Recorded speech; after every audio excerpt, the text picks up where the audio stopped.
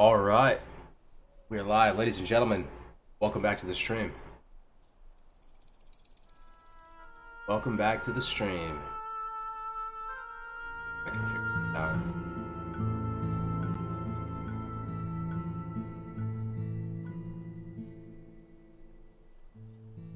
There we go. How's everyone doing today?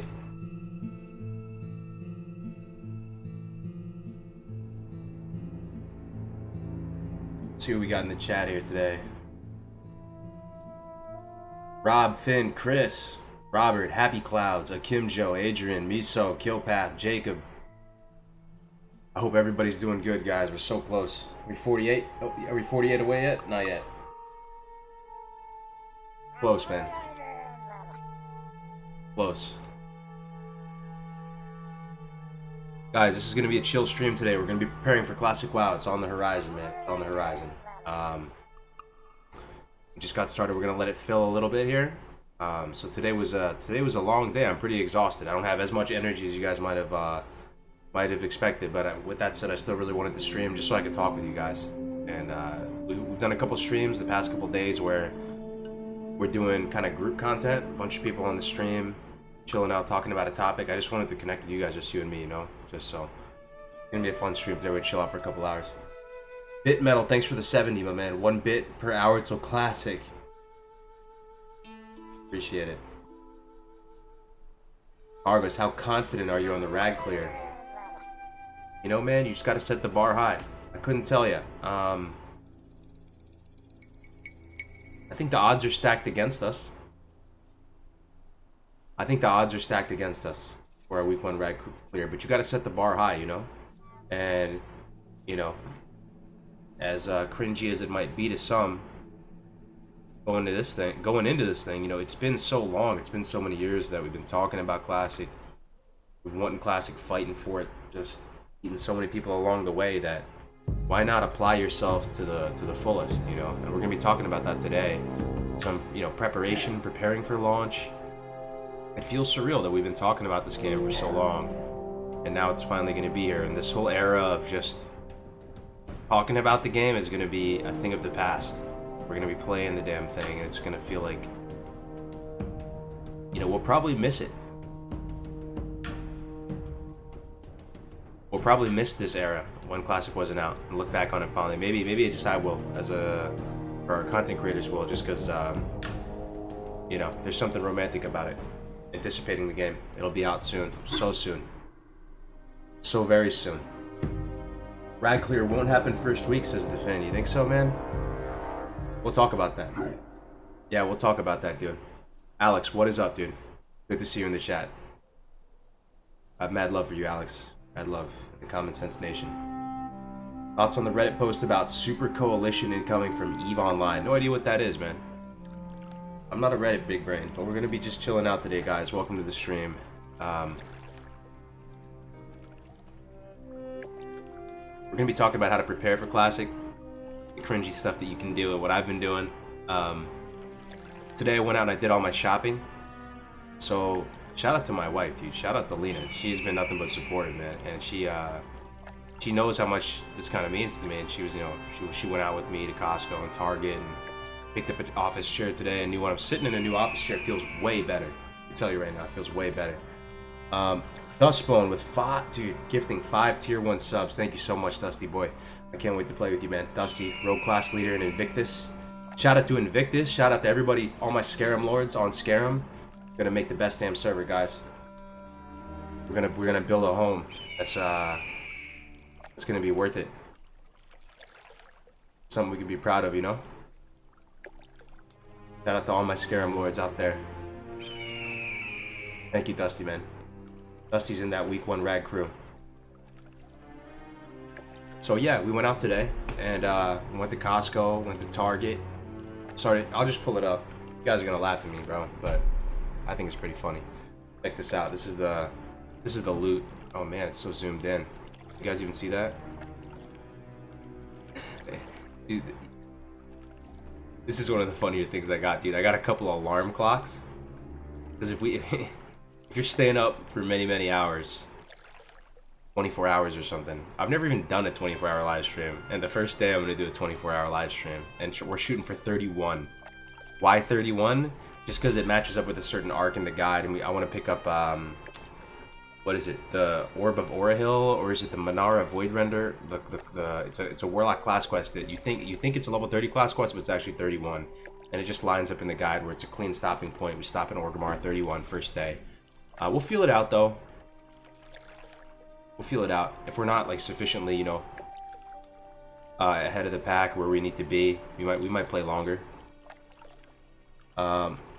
Dude, where's the cores? No beer, man. No beer for a couple weeks, man. It's gonna make me freaking tired, dude.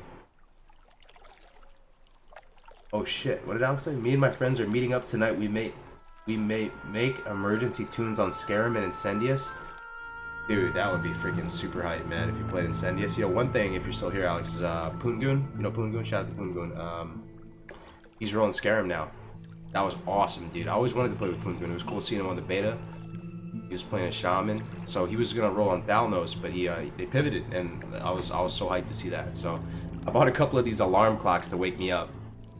So my plan is, I don't want to let my duo leveling partner down, and vice versa. You know, that's another cool advantage of duo leveling. One, it makes it easier to stream, you know, because you're not just sitting here like a zombie. You're actually able to have a conversation with someone. It's a natural conversation, makes the hours go by, you know, makes the leveling a little bit less painful, you know, feel me? So, I'm really excited to dual level, and I'll talk about why I want to dual level versus, there's a lot of different options to level. You can solo quest, you can dungeon cleave, you can do a whole bunch of stuff, but I'll talk about why in a little bit, why I want to dual level. But I bought 2 alarm clocks, then I'm going to have my my iPad, my phone. That's pretty much it. I'm going to put them all around my head. I'm going to put them all around my head, dude, so it wakes me up. Did you see that Blizzard put Good Morning Azeroth on the site? But it thought, oh yeah. I mean, yep. If I had to choose either you guys or Blizzard, I would choose you guys. I'll just say that right now. I mean, I'm glad they put it up there. Blizzard's still a gaming company that I love and respect, and I'm thankful for. Because at the end of the day, we're using their IP. I'm using their assets on a regular basis. They wanted to yoink me from the community and making content. They could. But here's the thing: when you're a content creator, you face a kind of dilemma, right? There's almost like an ethical consideration if you want to align yourself too closely with the actual developers of the game you're making. It's almost like rigging the news or something. You feel me? So it's almost like an L you have to take as a content creator. I feel that you kind of have to side with the people over the developer, and that may not lead to all the opportunities in the world. That may have bad implications, but at the end of the day, you just got to keep it 100, you know? So yeah, that was cool they put that on there though. I'm really glad to see Def Camp Melderon just killing it. Killing it, man. Some of the hottest stocks in the content game. Classic, and they're just the best of dudes. Can't wait to play with them. Can't wait to play with them, man. Carving up STV and a fire team wedge with my man Def Camp Melderon. Some of my prior service up in the guild. Blue to that. Alarms work better if you have them slightly out of reach. Yeah, I'm gonna be surrounded by them though. So as you can see, I got some alarm clocks. This thing over here, I'm sitting on this is a chair. Yeah, I was trying to, you know, this is one thing about gaming chairs. I don't know if you guys know this, but gaming chairs, they're all kind of standardized where they don't go up that high. So my desk is kind of high, it's like 30 inches.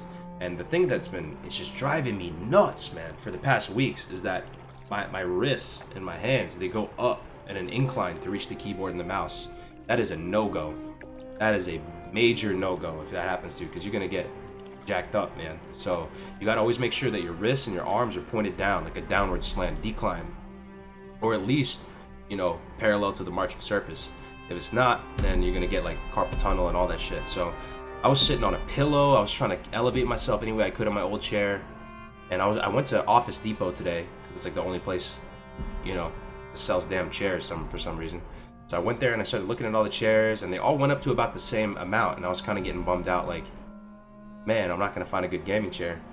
But then I found this one, and the arms, so the arms of the chair, they go way up. So even though you're not that much higher up the ground, the arms go way up, and it keeps your wrists, it keeps your arms higher. So like now they're at a decline. I'm just trying to think long term here. Like when I'm days and days into this grind, any little thing will have some sort of aggregate impact, and I'm really trying to apply myself here. Trait really, you know, you can't get the results unless you don't get a good conditions.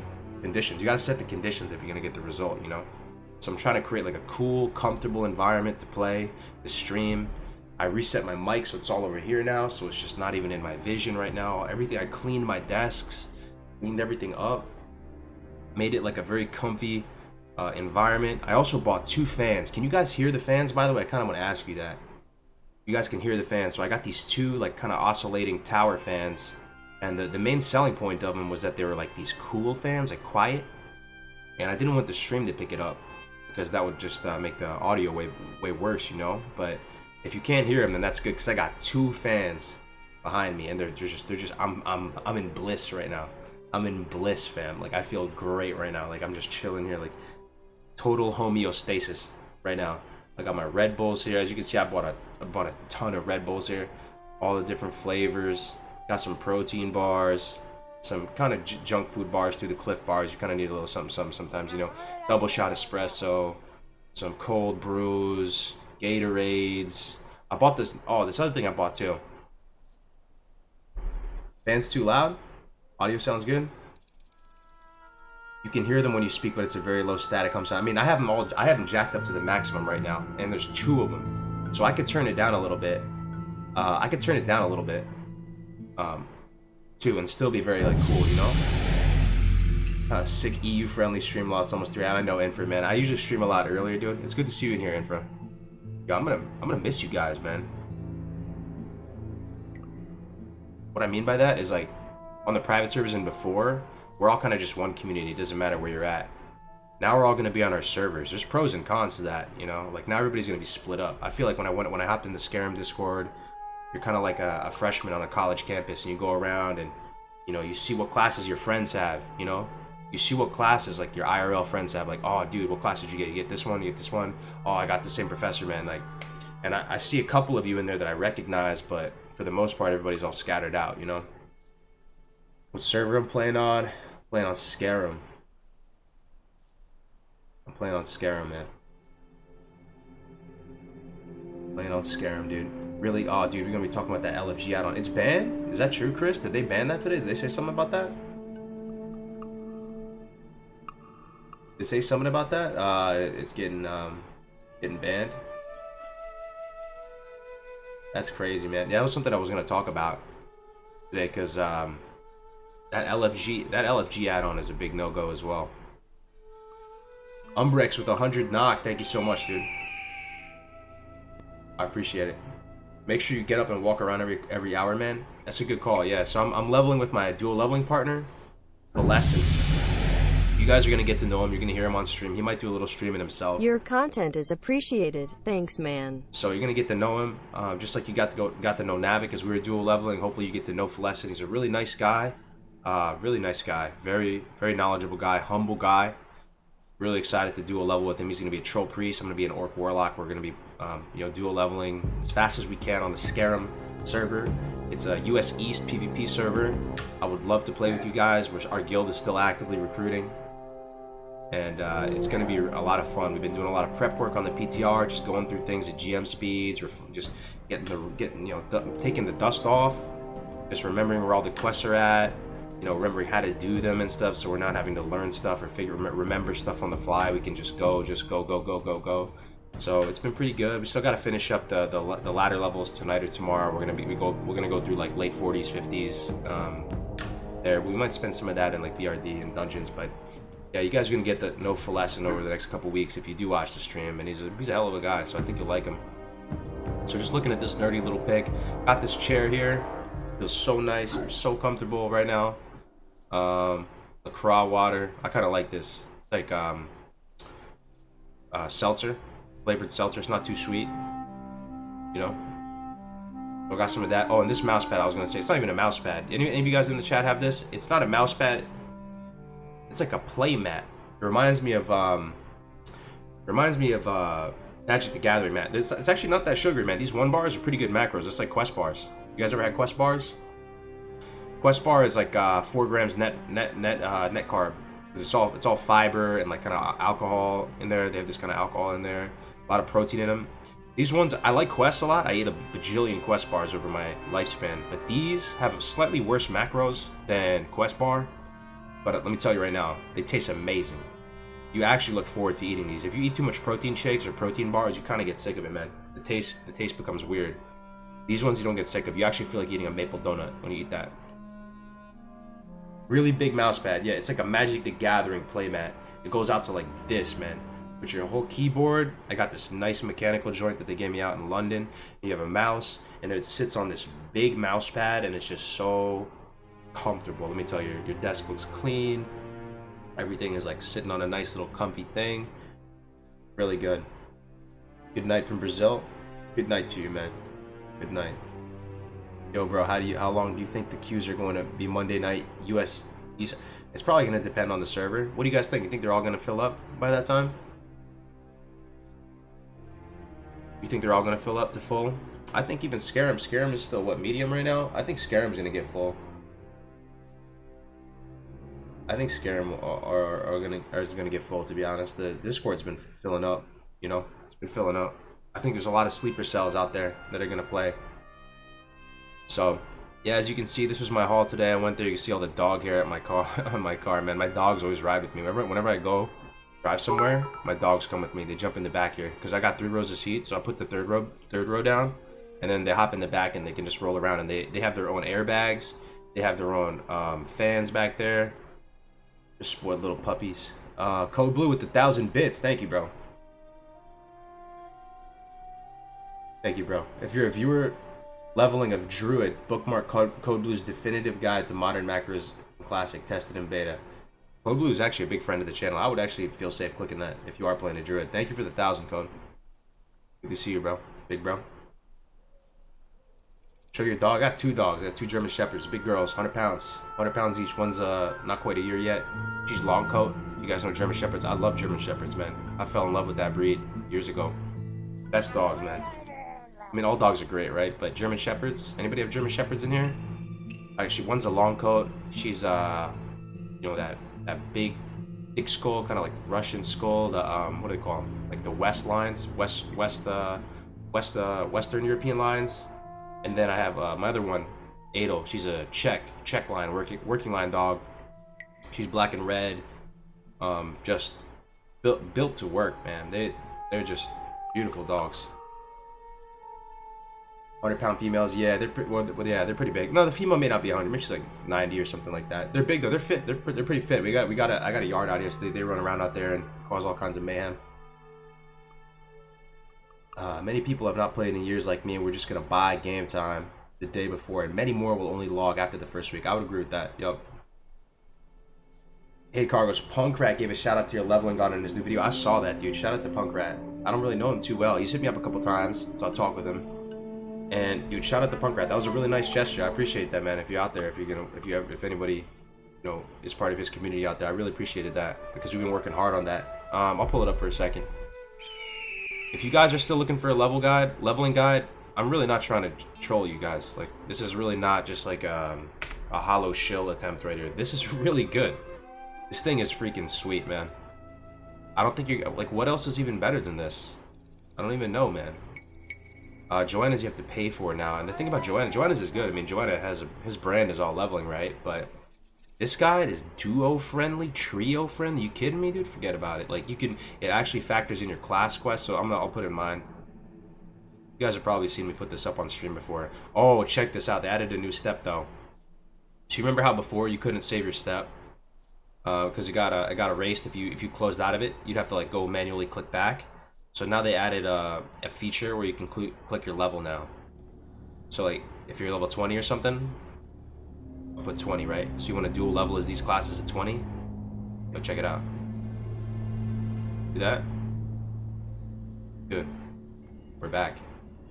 It's been growing too, man. The traffic has been crazy. Traffic has been crazy. I'm too zoomed out.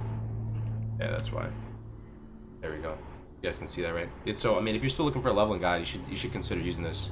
Oh, they even put a new icon. Look at that. Wailing Caverns. They put a little dragon there. I didn't even see that before. It's duo leveling, trio friendly, and yo, this is super optimized route. I'm tell you right now, super optimized. Not everybody's into it. You know, leveling guides. A lot of people just want to level at their own pace. That's cool, but it's just something to keep in mind. You know, just something to keep in mind. Oh yeah, the classic. Yeah, classic Whiteout Live. It's too much traffic, man. That the guide section of it is kind of broken right now. You can still sort of use it, but the guide section is kind of, it was too much traffic. So I'll put the link in the chat if you guys are interested in that. But yeah, the guides part, like right here, only some of the guides are loading because too many people have been coming to the site. It's been growing like crazy. Blizzard featured it on their site.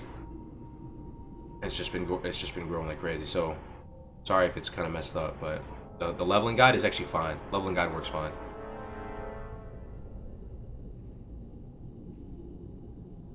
Okay. Let me go back to the prepping, guys. I like talking about prepping. You know, you guys know, I don't know if you guys know this about me. I'm kind of a prepper IRL. No shame. I'm kind of a prepper. I think that's an American thing, though. You guys have preppers in other countries? You guys even know what that is? It might be just kind of like an NA exclusive meme. But I'm kind of a prepper. I like stockpiling stuff that could help out in some kind of dire emergency, even if statistically it doesn't really, you know, it's not going to happen. Like, society's not going to crumble. Got lots of, like, you know, go bags. I got go bags all set up for even for my dogs. I got go bags set up. I'm an American. Don't even know what a prepper is.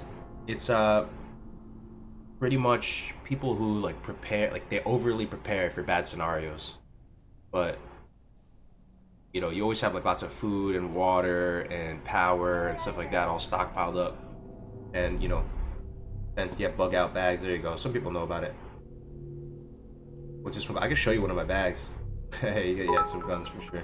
They call it being a hoarder, and you should see a psychiatrist. No, it's not a hoarder. You gotta stay organized. Am I into conspiracies? No, not really. I'm Rex. Not really. I'm not really too much of a tinfoil hat type dude. Not really into politics or anything.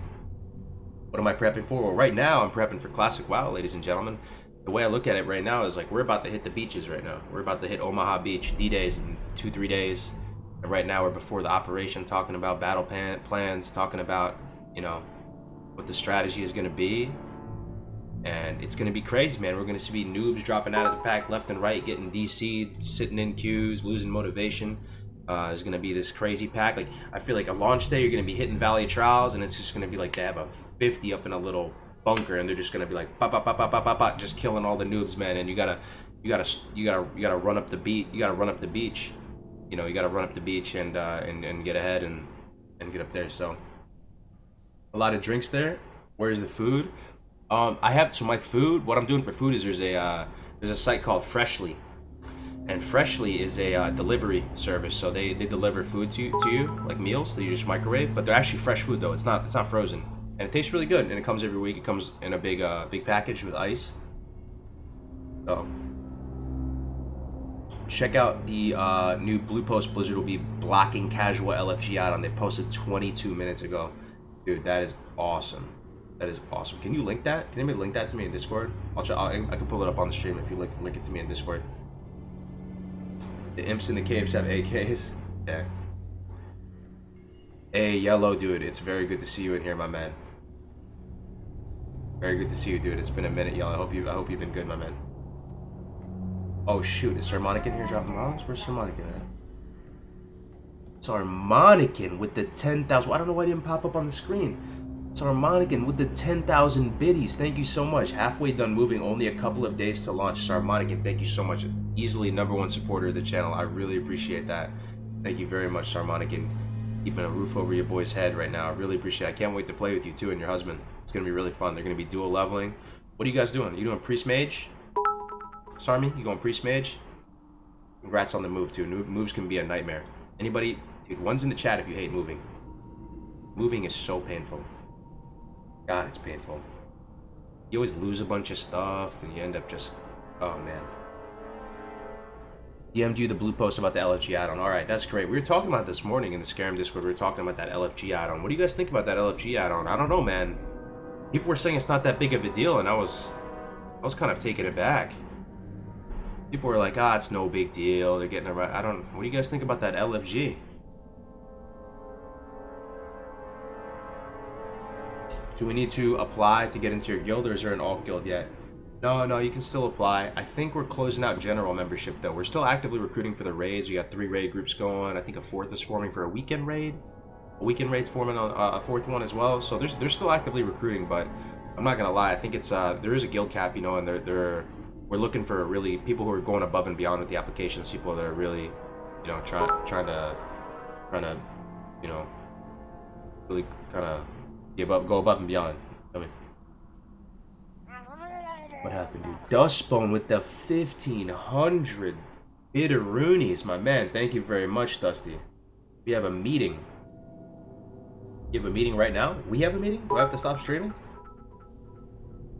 Keep making it rain with the 1,000 biddies again. God, I'm getting covered. I'm getting swamped in biddies right now.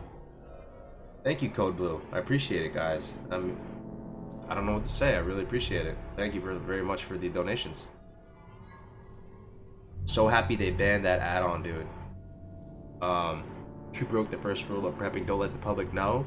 How's that the first rule of prepping? Isn't it about spreading the knowledge about like how to be self-reliant and spreading it so other people can, you know, prepare their families and stuff like that? That is man, that is really, really good news if they really did ban it. Some people are linking it to me right now. I can pull it up. Pull it up. Pull this up. So I'll put my conversation on it. I'll put my conversation on it before we get into it. I mean, maybe there's no point to put my conversation on it if they already banned it. TLDR, I can't think of many things that come to mind that's more against the spirit of vanilla than the LFG add-on. If this were to make it into the game. So before even reading this, if Blizzard banned it, good shit. Because the LFG add-on, it may seem harmless on a surface level, but it does have implications, right? One of the best things about Classic is that you have to communicate with others, and not only that, you have to uphold a good reputation on your server. If you're a big scumbag and you can just server transfer off, or if you can just have these high liquidity dungeon groups that just form automatically, because that's the thing. I was watching Mr. GM use it, and the thing about this add-on is it looks like LFG, which first of all, just a huge yikes even seeing that, man. Like just imagining that in Classic with the little roles you select and stuff. But it automatically drops you in the group.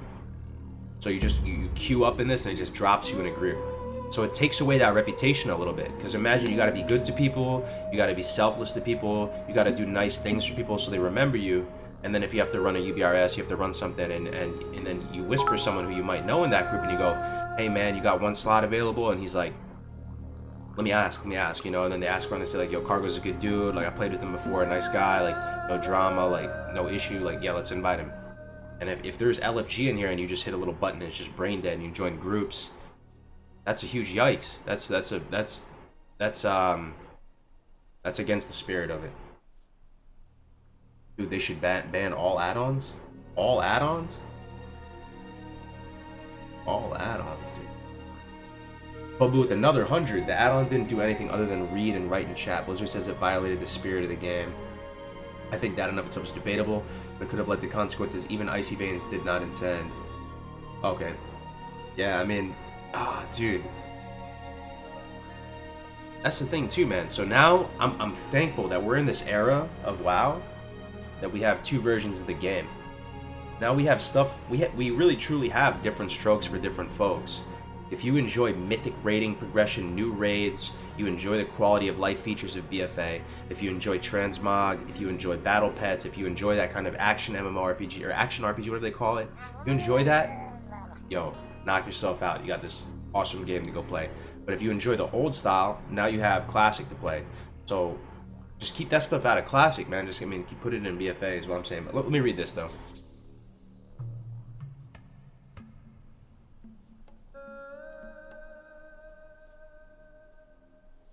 Let me read this. 1 second. No, ban all add-ons till phase 2. You know what? I would actually be down with that. Too late now, you know. But if they decided to do that, I think that could have been dope. It would make. I mean, I don't know. What do you guys think about that? Maybe that's just. Anyway, let's just read this. Okay, whatever. We've been closely following the community discussion around this add-on for WoW Classic, as well as analyzing it to make sure we understand how it works. After careful examination, we believe the nature of Classic LFG is incompatible with our social design for Classic. Thus, in an upcoming patch in the weeks following launch, we will be adding restrictions to the Classic add-on API that will significantly limit this add-on and others like it. In line with what we shared at BlizzCon last year, we intend to be very careful about allowing add-on functionality that might undermine aspects of the social dynamics that are core to Classic experience. Love the way they worded that. Undermine the aspects of the social dynamics that are core to the Classic experience. That is pretty well put. Whoever wrote that, good shit. Even in cases like this where it's clear that the add-on author had no ill intent and was simply trying to provide a service to the Classic community. Ultimately, if a streamlined group finding system was something we considered compatible with Classic, we would have kept the modern pre-made group finder tool rather than changing to remove it from the Classic client. It's difficult to articulate a clear-cut rule for exactly when an add-on crosses the line. However, when an add-on goes beyond presenting information or providing aesthetic customization and attempts to create an interconnected social network that relies on other players also using the same add-on, we are likely to scrutinize it particularly closely. TLDR seems like they're going to not necessarily ban it. Doesn't look like they're banning it. They're going to add restrictions to it. But hopefully they restrict it to the point where it's just DOA, right? Thank God, man. I was thinking about that this morning. That would have really, really sucked as far as I'm concerned. You know what else hurts the community in Classic? Layering. You know another thing about that, Alex? You know one thing I was thinking about? Yo, think about this. So Blizzard said they are absolutely committed for all the different servers to consolidate down to one layer, right? All right, what's one layer? What's the high end of one layer? Well, I'm getting some bitteronis right now. Let me take a look at them. Thank you, Koblu, for the 100. Leave add-ons in WoW Vanilla. Ship with them. No changes. All right, thank you for the 200, man. I think phase 1 might be super long. So let's think about one layer. Let's think about Fairlina. Let's think about Herod. Let's think about pretty much maybe all these servers are going to be full, right? How much is full? Say it's 100,000.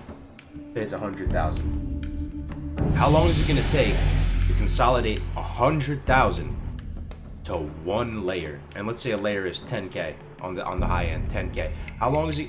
Are they expecting 90% of players to fall off in the first 2-3 months?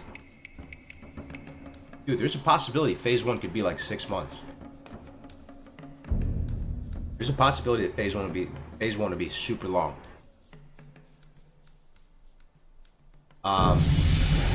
Predictions, guys. How long do you think phase 1 is going to be?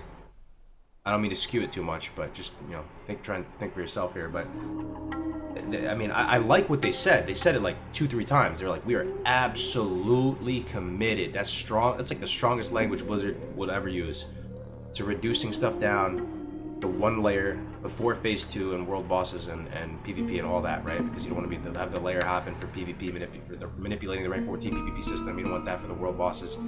Absolutely committed.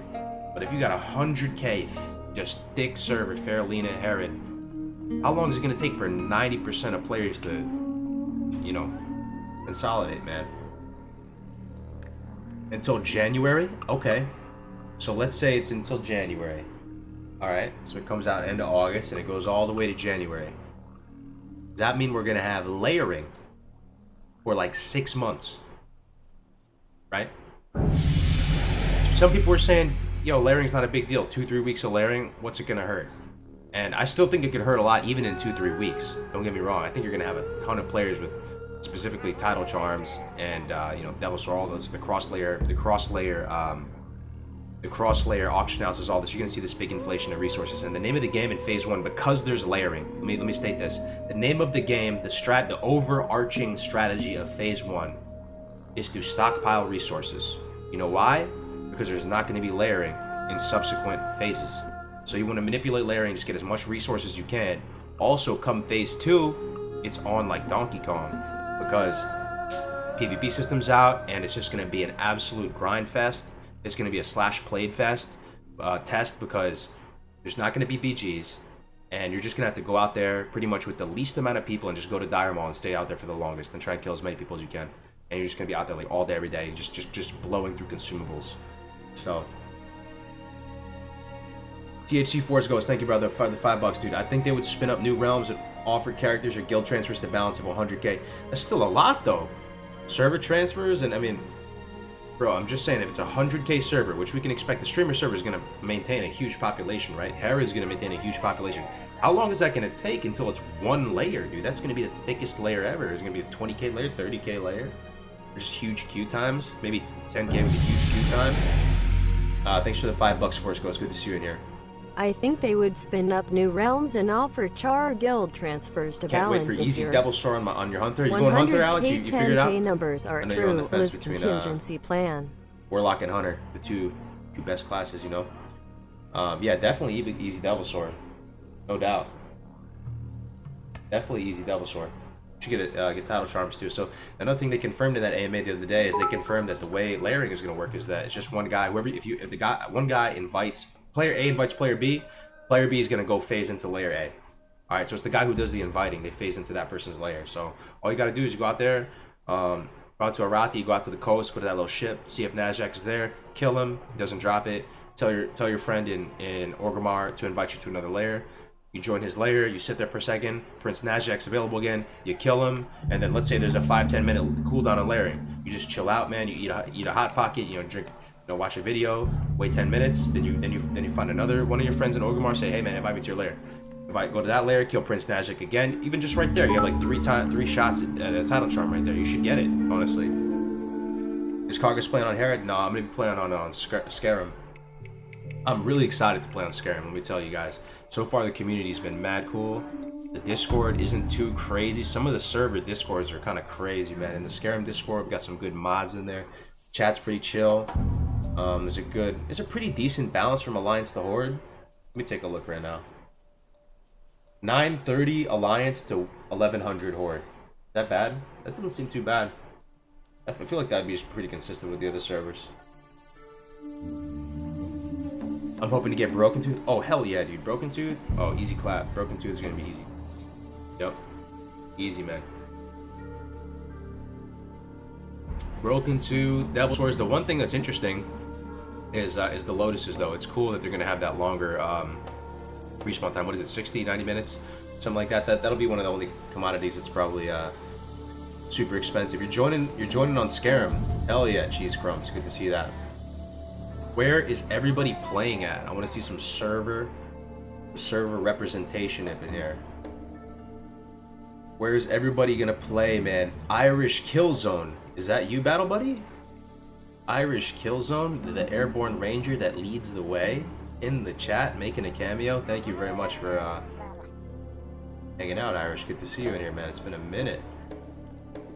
Rob Mob, Herod, White Mane, Endius, Scarum. I see some Scarums in there. I see some Scarums. It's gonna be fun, guys. It's gonna be really, really fun. Argos, who you got for world first rag? Progress has my vote. I'm not even sure, man. I know was Method's doing a big world first event. I think they were going for like 2 weeks or something though. They weren't setting it super high. I think like I don't know. It was kind of strange to me. It's kind of strange to me, man. I mean, we're going for 1 week rag. I know there's going to be a lot of haters on that, but we're going for it. I think we have everything. All the pieces are under control right now. The main things that could go wrong, or the main pain points, are one, farming up the GFP recipe in Blackrock, right? Getting that as efficiently as possible and getting all the mats so that we have probably 2 GFPs per person. So we basically stockpile enough consumables for 10 attempts on rag, right?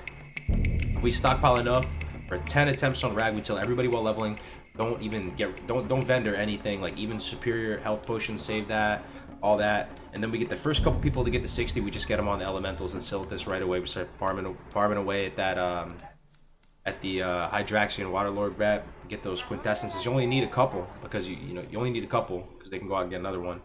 So that's another pain point. And right now I think there's one other guild on Scarum that's going for a week 1 rag, so they may contest us up in Siltus, but that's something to think about. What else is another? Leveling. I mean, leveling to 60 fast. Yeah, leveling to 60 fast, another big pain point, right? But how many people are going to die leveling to 60 in 80 hours?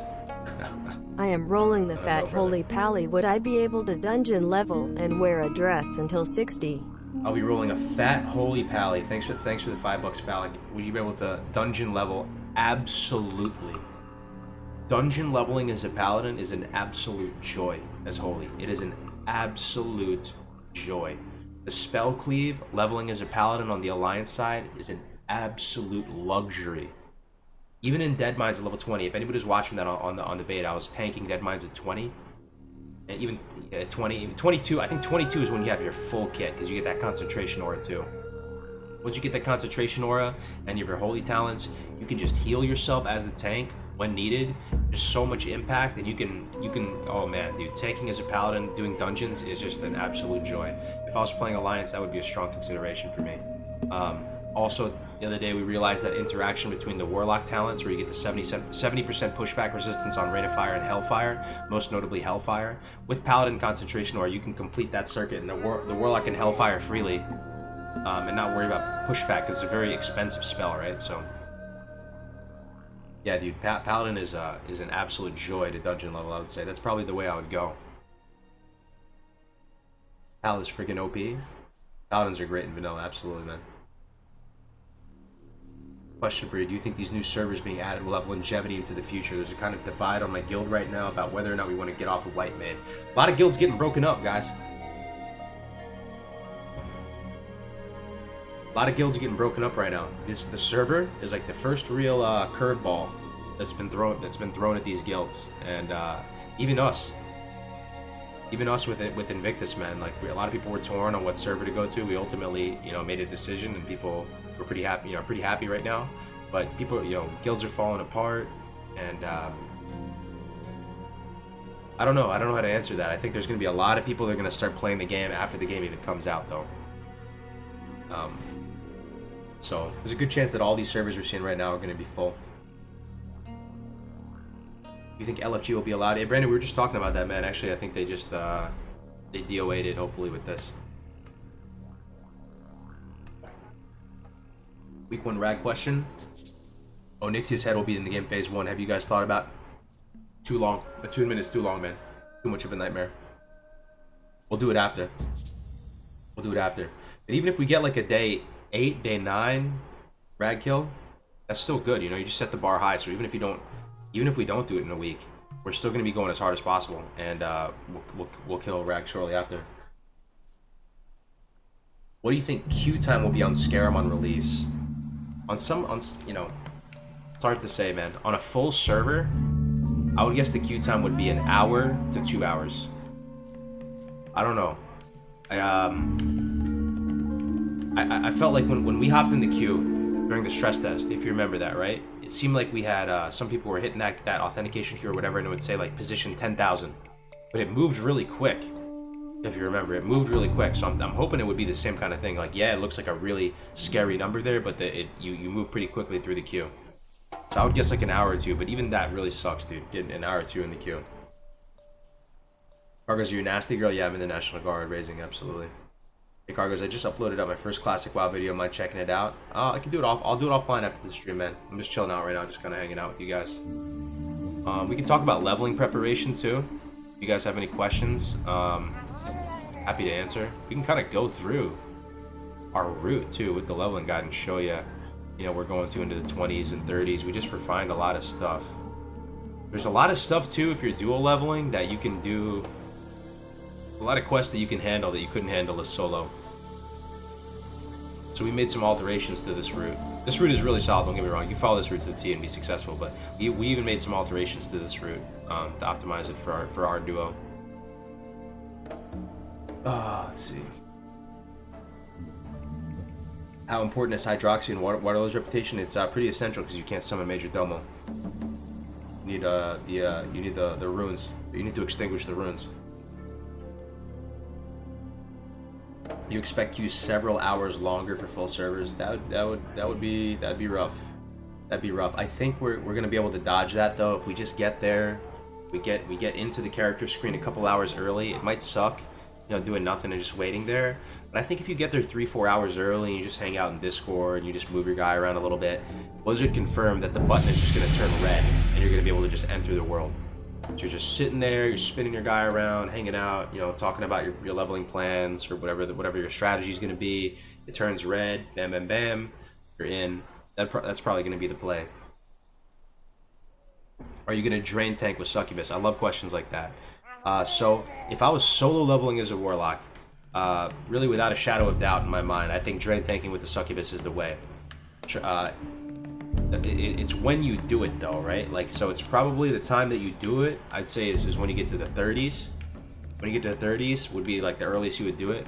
I think Dive, who's really like the pioneer of that spec, was saying like 38 or something would be the first level that you do it. But yeah, drain taking with the Succubus would be the way with Fell Concentration solo. So I'm dual leveling, right? I'm a Warlock, I have a Priest. So I don't really need the sustain of drain life and stuff like that. Our win condition is just the Priest accelerating my damage, and I'm just multi-dotting everything. So I'm running through the Barrens, and I'm just tab, you know, agony, corruption, throwing up all the dots on everything around us. And the Priest is trying his best to get a Spirit Tap here or there, and just making sure that I'm topped off, and he's throwing up his Shadow Word Pains, and he's there to help ramp up my damage and accelerate my damage. And so it's different, you know, it's different. You're not doing much drain taking, right, on a single target. Who do you think will be world first Warlock 60? No idea, man. Maybe like a really big brain dungeon spell cleave group or something like that. What kind of Paladin build would you recommend for duo leveling with a warrior? Duo leveling with a warrior, I'd probably just go like a deep ret build. I just go a deep ret build. Yeah, like the whole AoE taking thing, not really a huge consideration. The warrior has some kind of AoE damage, but yeah, I just go deep ret. I go deep ret and be like mana efficient, get benediction, get improved judgment, and yeah, you're gonna, you know, yeah, that's how I would do it.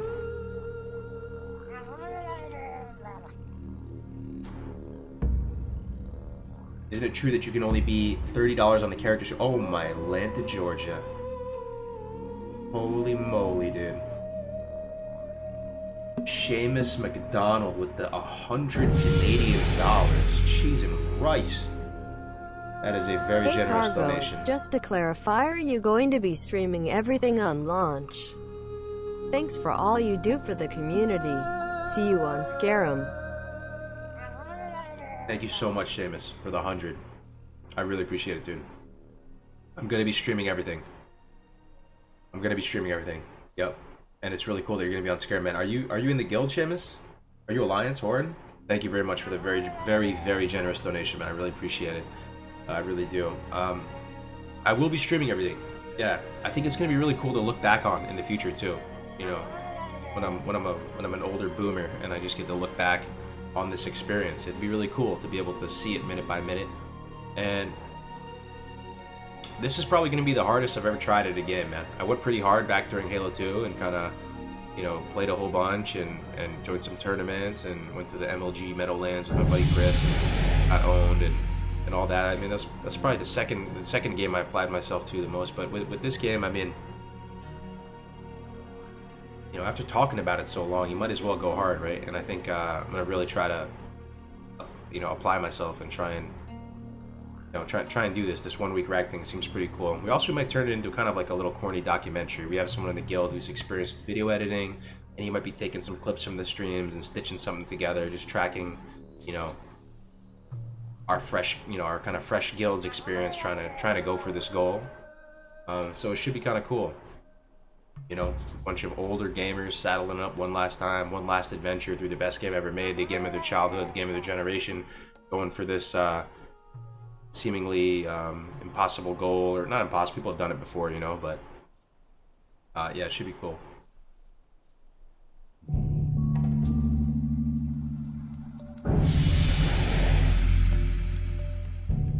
Do you think the dungeon groups will hit 60 much easier than the questers? I kind of do, actually. If executed and piloted really well with a bunch of super high speed people, the XP per hour benchmarks, they don't lie. They don't lie. So even with the kind of somewhat scuffed attempts at it on the beta that we did for both melee and spell cleave, at least at the early levels, you know, I don't have a whole bunch of really any data at all at the later levels. At the early levels up to 20, we first did a melee cleave, we first did a spell cleave, then we did a melee cleave, and we kind of just found like a kind of conservative XP per hour benchmark before getting from 10 to 20 on those. And then we just did a duo session after.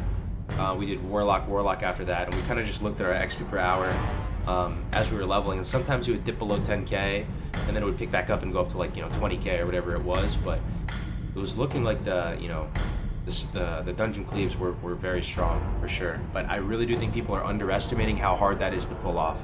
There's so much that can go wrong, and I really mean it with the dungeon cleaves. I think the strat, if you're gonna dungeon cleave, level solo, level duo, and just go. And wait for the server to stabilize, get to a good level. This is what I'm doing, right? You're gonna get to 20, you're gonna get to 30. At that point, you can look around and you can see who's actually performing, who's actually keeping up and playing at a high level, and who's there, right? Who's kind of proving their worth, who's separated themselves from the pack. And at that point, you can form a dungeon cleave group. Whereas opposed to if you go into it from level 1 trying to do a dungeon cleave, people are gonna hit the required level at different times.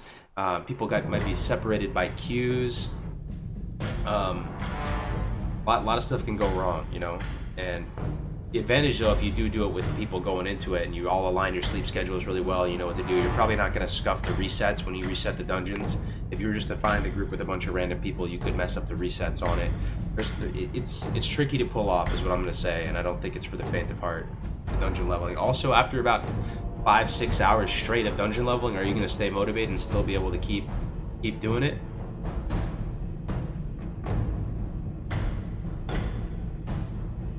And also, that's for, I mean, what do you guys think the World for 60 is going to be? I say all this about dungeon and spell cleave, but my thoughts on a World for 60 is probably going to be a female Night Elf Hunter. It's probably just going to be a female Night Elf Hunter. So with that said, solo questing still very optimal, potentially the best, fastest XP per hour, the most XP per hour, the fastest time to 60 could be a female Night Elf Hunter. It's highly possible. When you see people like Ampi and these really talented players.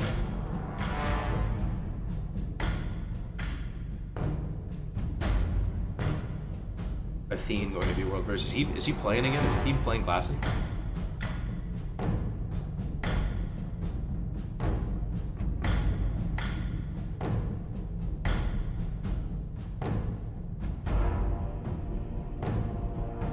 Why does it have to be female? Because people don't like the male Night Elves. Never really fully understood that. I think the male Night Elves are pretty cool, but there's a lot of hate for the male Night Elves. People think they look goofy. I think they look awesome, man. They look jacked.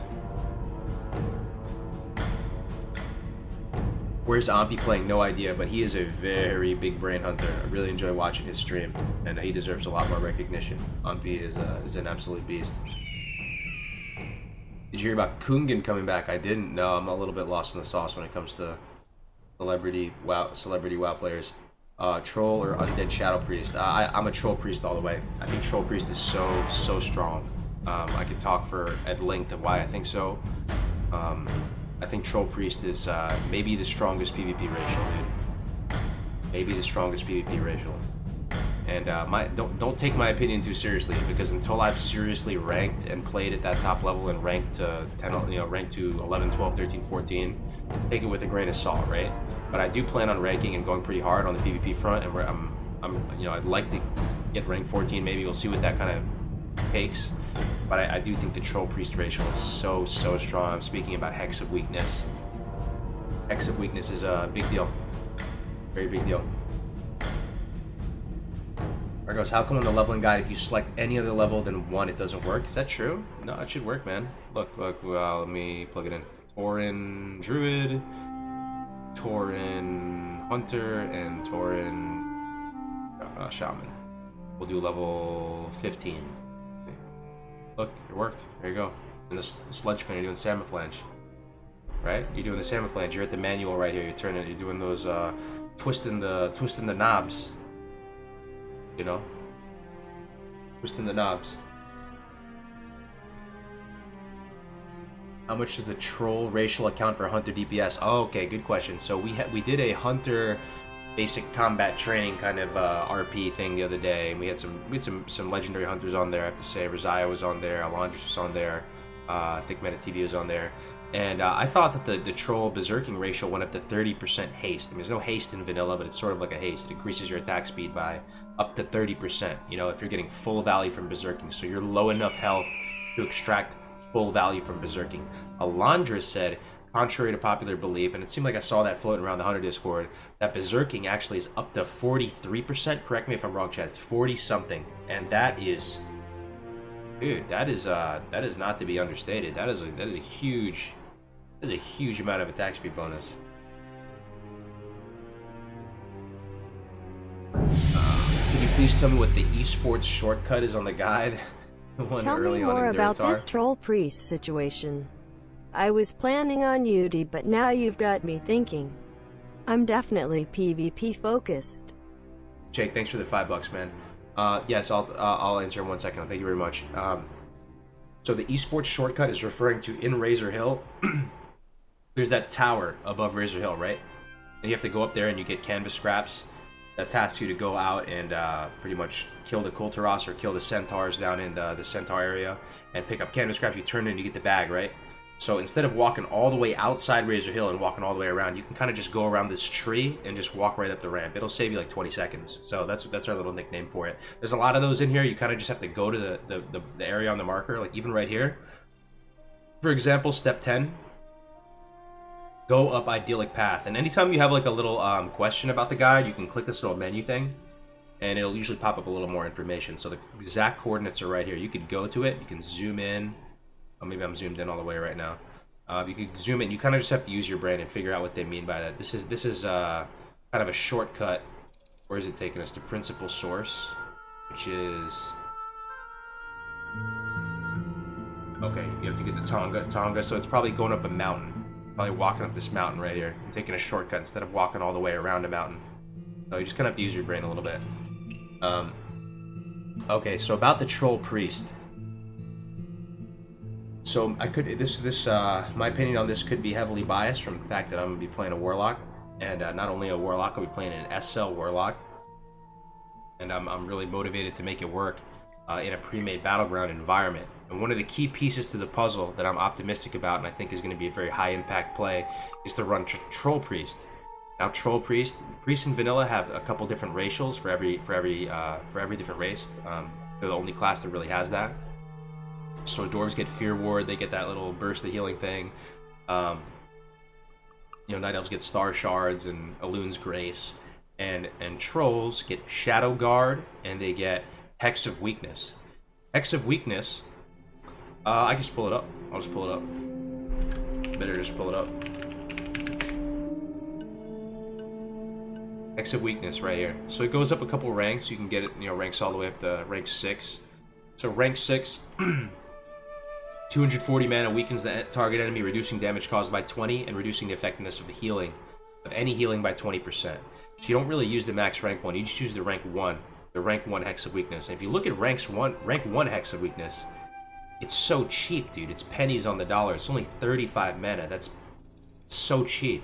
And you still get that 20% healing reduction, but it's not even that. IMO, the main value add of Hex of Weakness, it's not even the little mini Mortal Strike debuff that you're applying on enemy targets, which is good, right? It's just good. It's not even the fact that it's a curse, and curses are very hard to remove in vanilla. The only classes that can remove curses are what? Mage and Druid, right? And it's not even the fact that it lasts for a staggering 2 minutes. You know, a Curse of Agony lasts for like, what, 24 seconds or something? A Corruption lasts for 12 seconds. This curse lasts for 2 minutes, but it's not even any of those things. IMO, in my humble opinion, the main value add from Hex of Weakness is it's an additional curse that you can layer on so that you can stick Curse of Tongues, or even a Curse of Agony or Curse of Exhaustion, but mainly Curse of Tongues. And from a Horde perspective, you know, being able to throw up 2 curses on an enemy paladin, a Hex of Weakness and a Curse of Tongues, it's just crippling, man. They're just going to be so far behind, and the mages are going to be spending every global they have just to decurse the paladin. And taking away those high-impact mage globals, I think is a big deal. And it's basically free for the priest. And again, it's another kind of just blanket Mortal Strike debuff, little mini one. Mortal Strike's 50, so it is way, way stronger. It doesn't stack with Mortal Strike, so you can't do Mortal Strike and Hex of Weakness to achieve 70% healing reduction. But it's still very good, very cheap, and it helps you layer on curses. So that's pretty much my thoughts on that. And the thing is too, there's no cooldown. There's no cooldown. So stuff like Devouring Plague, it's a big cooldown. It's very costly. It's something that can be cleansed off you real quick. You can stone form out of it. It's a good farming tool when you're doing Maradon Princess runs or whatever, because it gives you a lot of sustain and it lines up nicely with killing bosses every couple minutes. Right? It's a good 1v1 solo open world PvP. PvP ability, right? If you're going up against a rogue or a warrior or someone who can't get it off or something, it's going to really be super high impact. But it's got a cooldown on it as well, right? It's got a cooldown. Will the Forsaken has a cooldown. This stuff, Shadow Guard and Hex of Weakness, no cooldown. Shadow Guard can proc Blackout, which is the priest stun, and gives you just a way higher chance of proccing Blackout. And it's something that your enemy can't really play around. It functions kind of like a lightning shield. It also scales well with shadow damage. Shadow Guard, I can pull it up right now.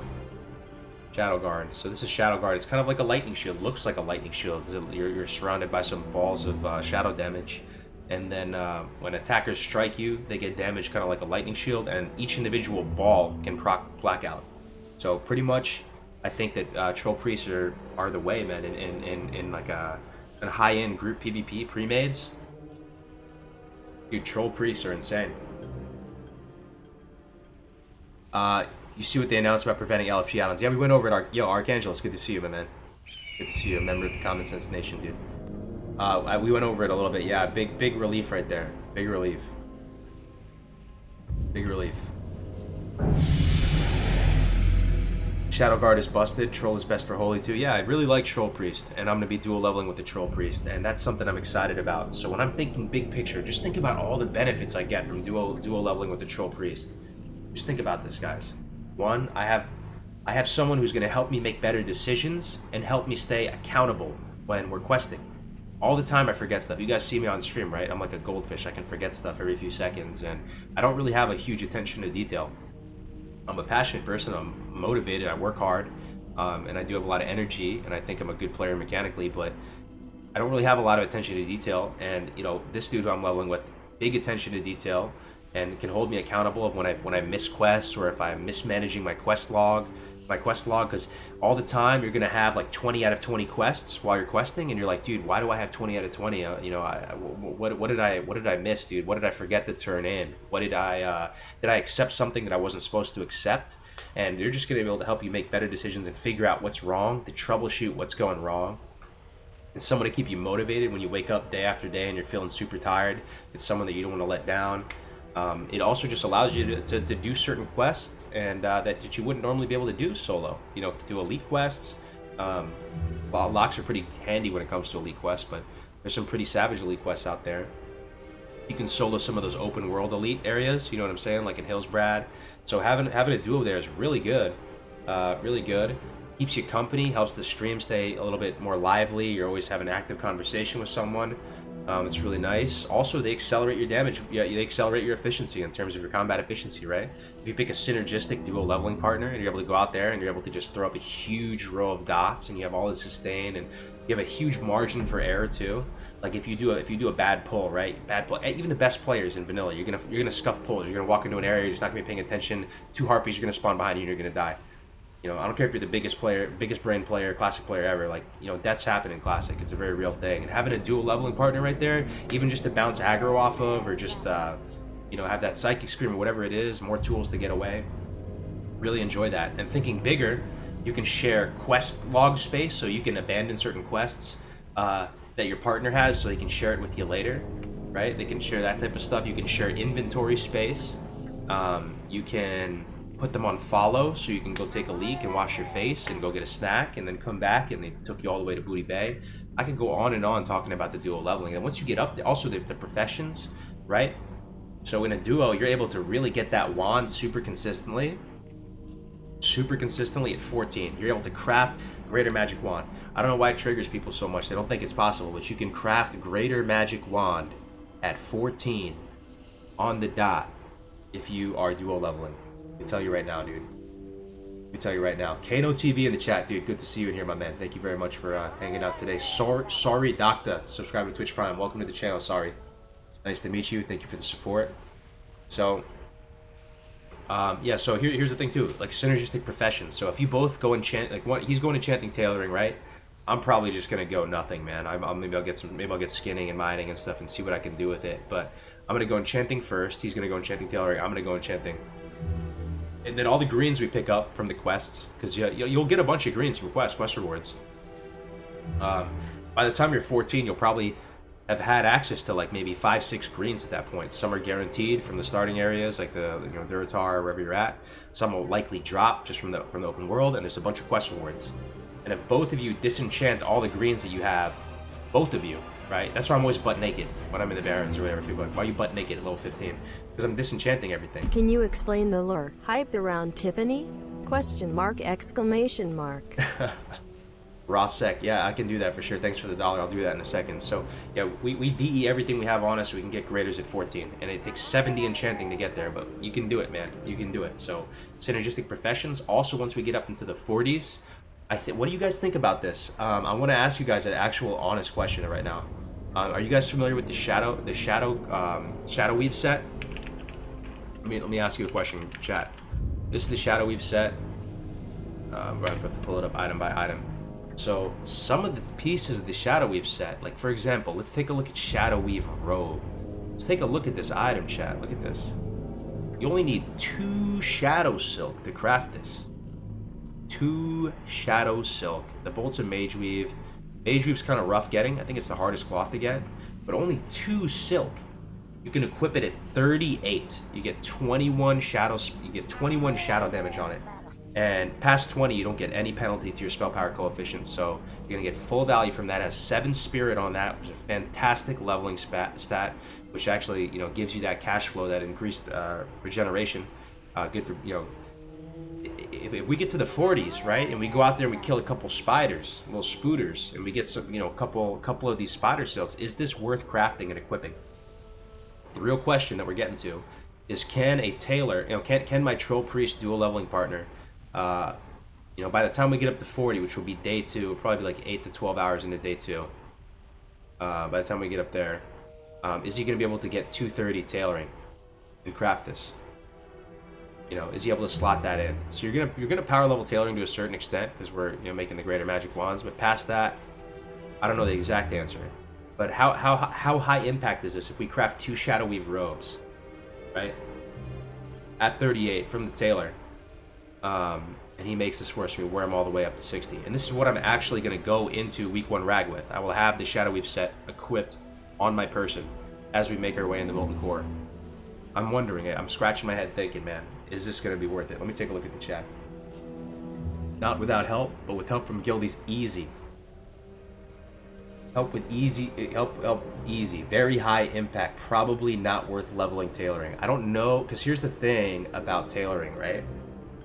So once you get 225, you have to go do a quest, right? Where's the quest? Someone in the chat answer. With all the professions aside from skinning, I think you have to go talk to a guy in like a weird area and usually do a quest, and he unlocks the ability to get to 300. I'm wondering how tough that is to get there. The good thing about the shadow weave set too is it's trained from the tailoring trainer, so it's a guarantee. You don't have to go fish for some pattern or something. So I'm really strongly considering this. I want to go and grind a couple levels in Swamp of Sorrows anyway to pick up some Shadow Silk for the pre-raid set when they're appropriate level, so we can get XP and do 2 birds with 1 stone, 3 birds with 1 stone. Got me thinking though, and this is a dual leveling perk, right? This is a dual leveling perk because you're gonna get more cloth when you're dual leveling. You can funnel that cloth into one guy and power level his professions even faster. I want to play Shadow Priest, but it seems so boring since you just spam Mind Flay. Is that even true? You just spam Mind Flay? I don't even know the Shadow Priest rotation, man. Robe of Winter Night, could you use this instead of the Archmage Robe? Pre-raid Biss? I don't think Archmage Robe is pre-raid Biss for Warlocks, man. You could use Robe of Winter Night, that blue one. Yeah, that's the 2%. Is that the 2% robe that drops off those Cobalt guys? That's the pattern for that one. The trainer is a specific one. It's in UC next to where you learn the Void Walker. Okay. So it's not gonna be me. It's gonna be him. Yeah, I mean he's gonna be the tailor here. So I've kind of left it in his hands. You guys are gonna meet Celestin, like I said. He's really into the tailoring. He's gonna be the tailor and enchanter for the guild, or one of them. So I'm really strongly considering this. Okay, another thing, really cool. It's kind of confirmed that the Hinterlands quests are going to be in there. So Hinterlands Quests. So this thing right here, this is going to be the wand that takes us to 60. If anybody's playing a wand class, this wand is actually sick. This wand is actually crazy, dude. 6 hint, 3 stam on this wand. Look at this wand, dude. Kidding me right now? Dark Vessels, Hinterlands Quest. These are going to be in here. So there's also deep woodland cloak, I think that's called. So there's a cloak and a wand you can get out of Hinterlands. Probably won't be able to solo it, you know, I mean, duo it even, but the fact that you have, like, a healer there as a warlock, man, like, having that priest there is really going to help find groups so much faster. And also just leveling aside a priest, when you get to 60 and he's, like, super in demand, he's gonna look out for you, you know?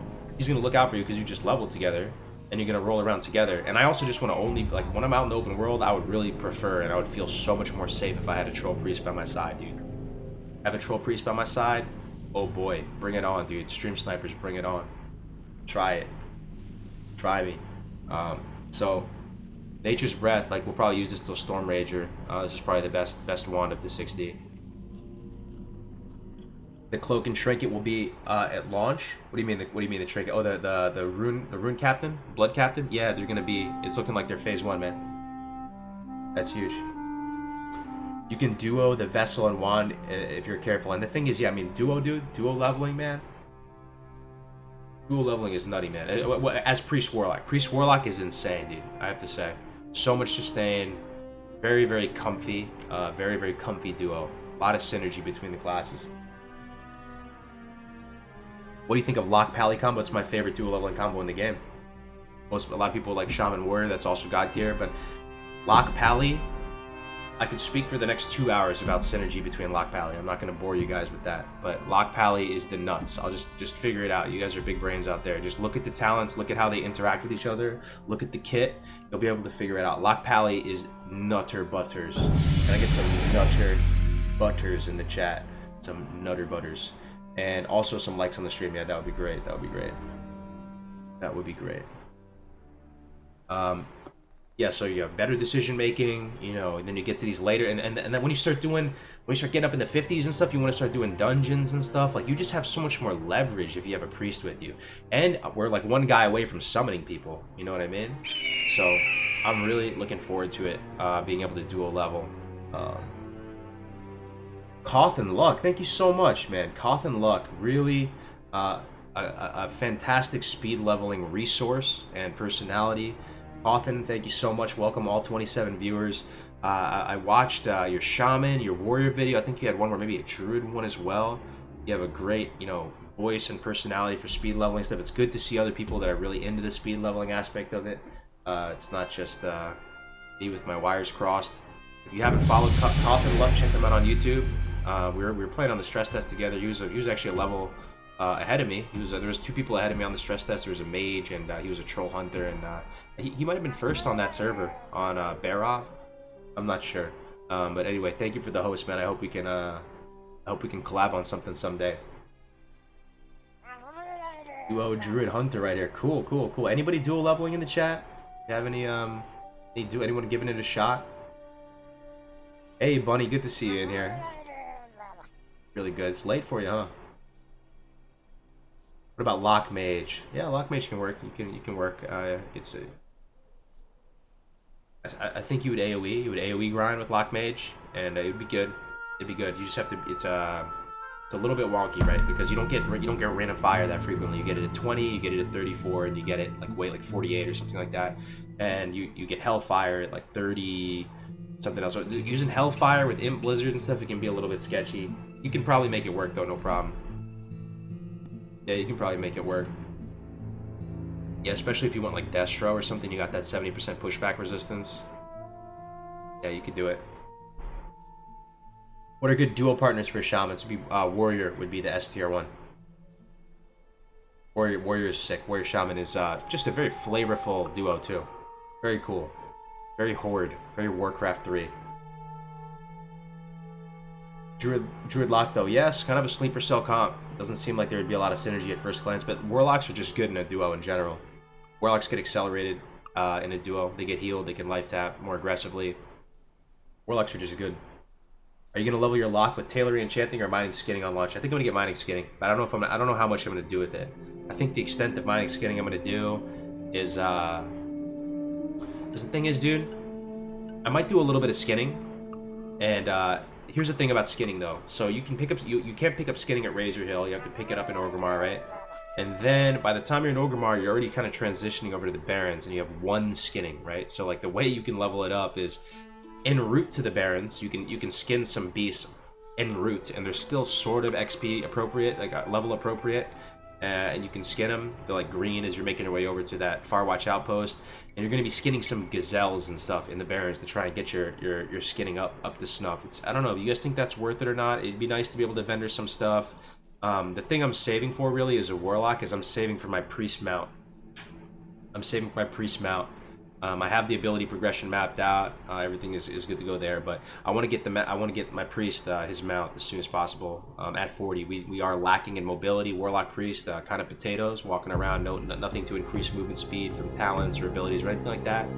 So I get my free mount. It's a simple turn-in for me, but for him, being able to funnel that gold over to him would be really good. I was thinking originally of just picking up some, sniping some copper when it was cheap off the auction house and smelting it up, but I'm a little bit torn on that. Maybe skinning a little bit. I'll go skinning enchanting and get that enchanting so we can make the wand at 14, right?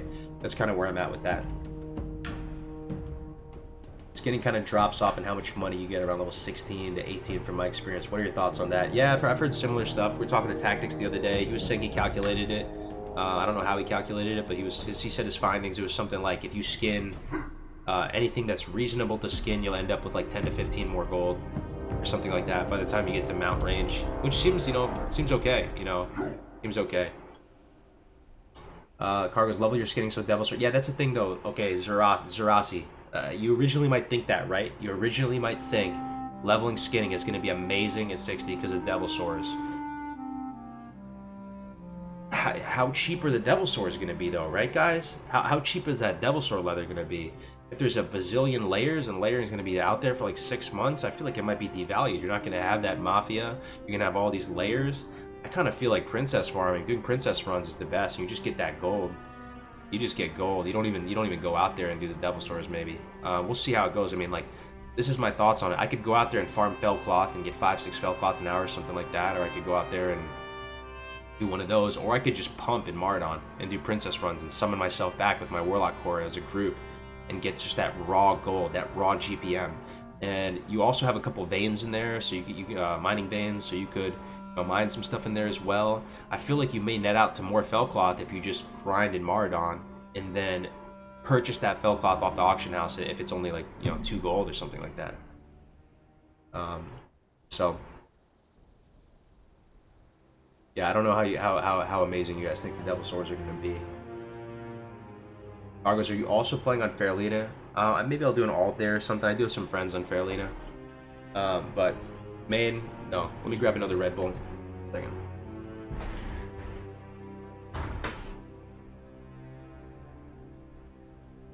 Oh, I'll just do a Gatorade. I already had 2 Red Bulls today. Let's do Gatorade. So here's something kind of funny. I want to show you something. Here is a see this. This is like a mil-spec camelback right here. You guys know what a camelback is? I think partially for the memes and also partially for the utility. I'll probably wear a camelback. Got the little ranger beads here. So if you guys know what a camelback is, you kind of have these shoulder straps and you attach this little hose to the shoulder strap, and you can just kind of like pop your head down into the left and use it for hydration. It'd be kind of a funny meme if I'm rocking a camelback and then I'm using foot pedals, because I actually do have foot pedals right down here. If I'm rocking a camelback on launch day with foot pedals, isn't that instant meme material? Like, this boomer plays classic WoW with the camelback and foot pedals. Want me to show you the foot pedals? Anybody want to see what you guys think I'm trolling or like lying about the foot pedals? I could show the foot pedals right now.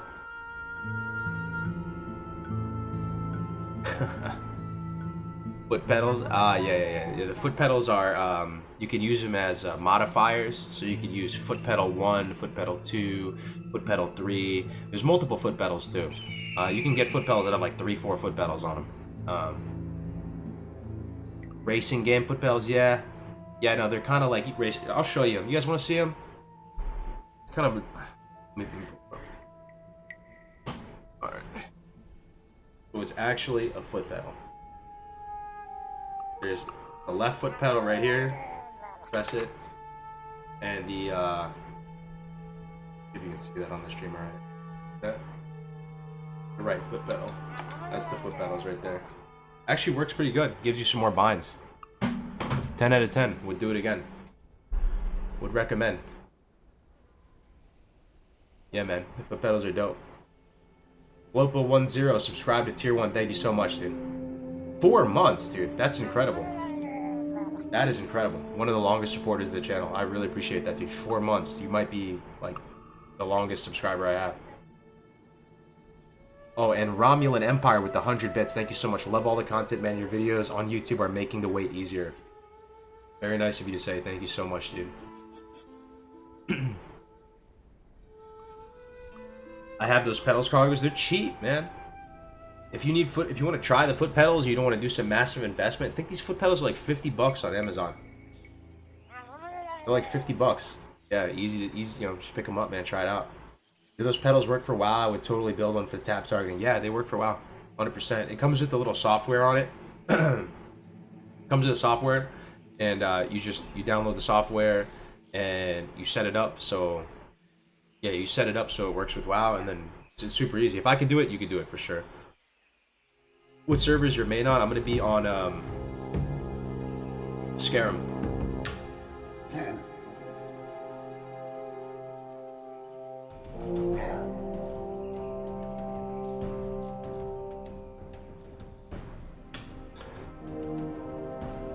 Yeah, you should try it out. Try it out. But I think wouldn't that be good meme material if wouldn't that be a good title of like a meme? Like 28-year-old boomer wears camelback and uses foot pedal to play a 15-year-old game. Hey man, no shame. No shame. Is Scarum East Coast? Yeah, it is. The data center's in Chicago though, so it's kind of centralish.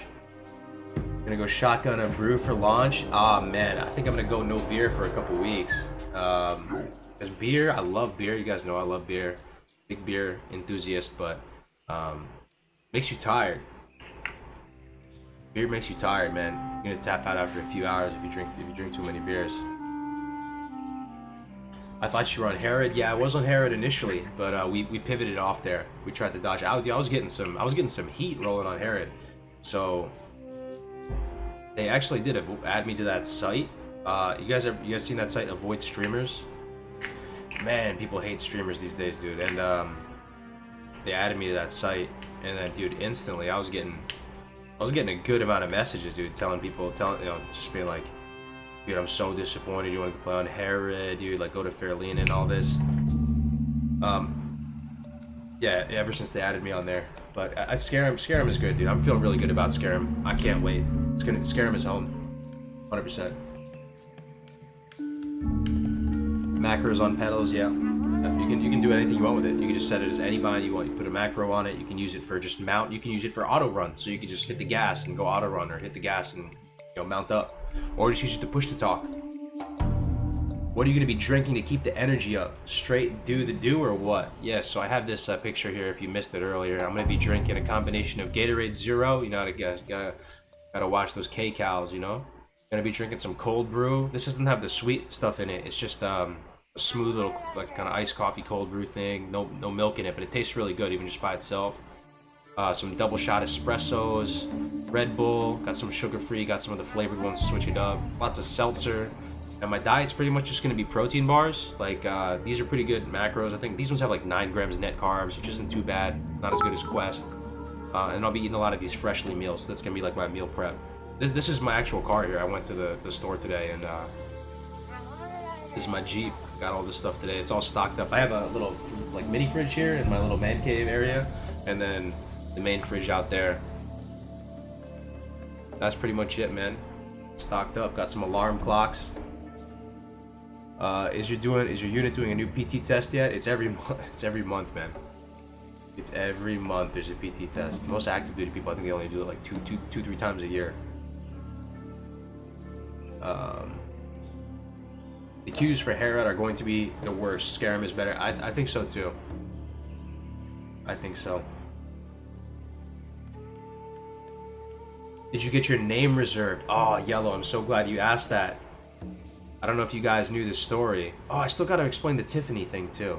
Oh, we'll do that after. We'll do that after. So, you guys don't know the story. I had my name on Herod. Sorry, the puppies are... Hold up. Let me 1 second.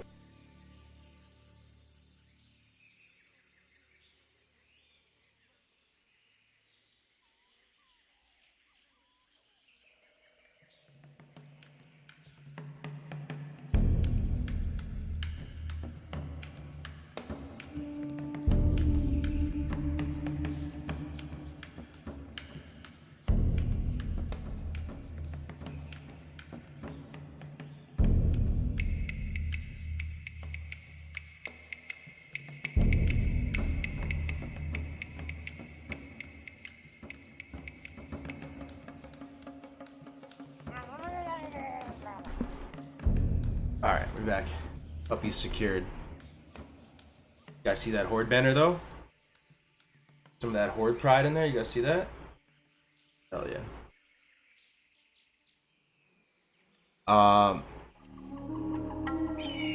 You guys can hear me, right? Yeah, sorry, there's been these freaking cats, dude, outside my house. Driving me crazy.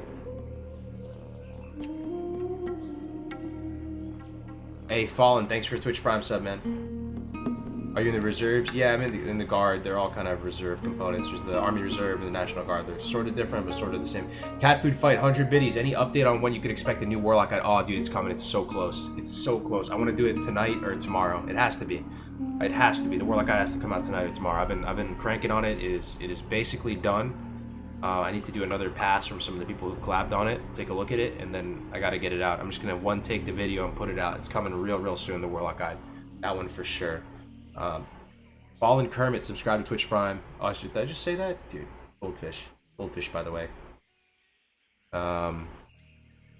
Thanks for the Twitch Prime. Anyway, again, what server will have the best PvPers?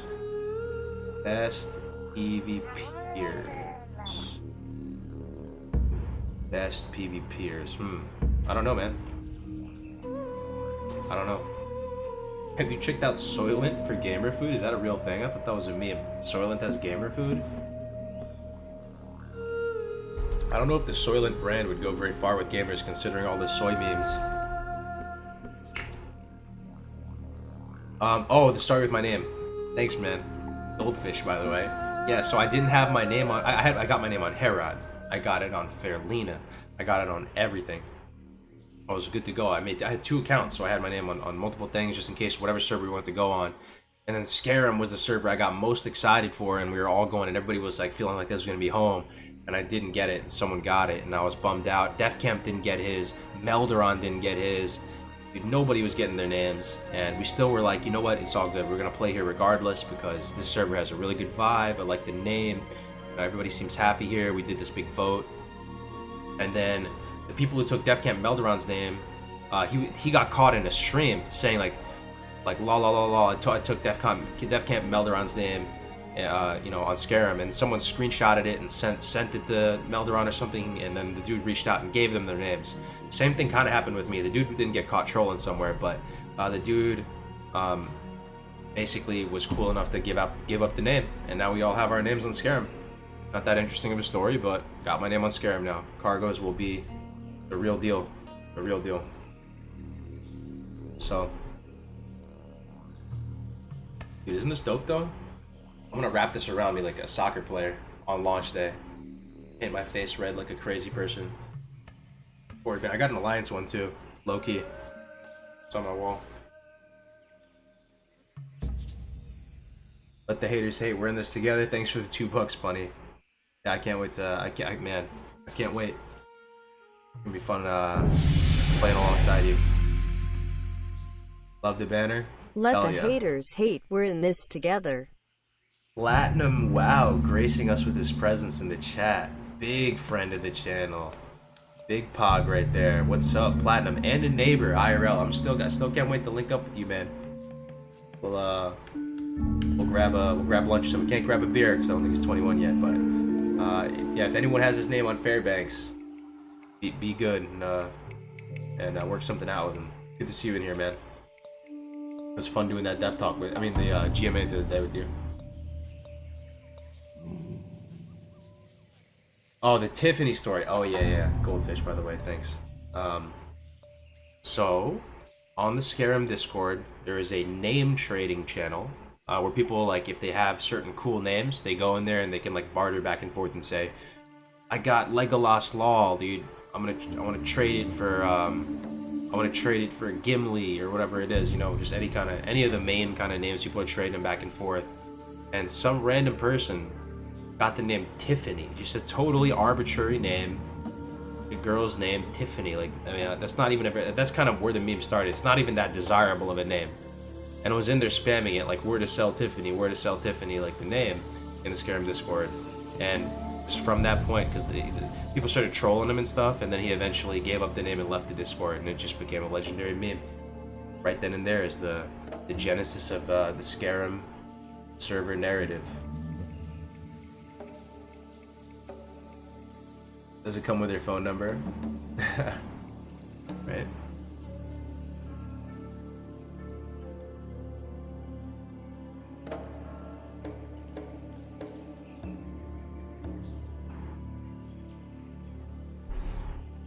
Alright. Well, we can talk about launch stuff again. How to prepare. It's kind of a fun topic, right? What you can do to prepare, what we have been doing to prepare. So today, I cleaned out my whole room, vacuumed, used the Clorox wipes, just got the whole table squeaky clean, everything all set up, all the gaming conditions. You gotta, just getting it immaculate, right? The fans, the airflow, big trash bin, huge trash bin. That's key, man. So your room doesn't become dilapidated. Get a big trash bin. Get a big trash bin.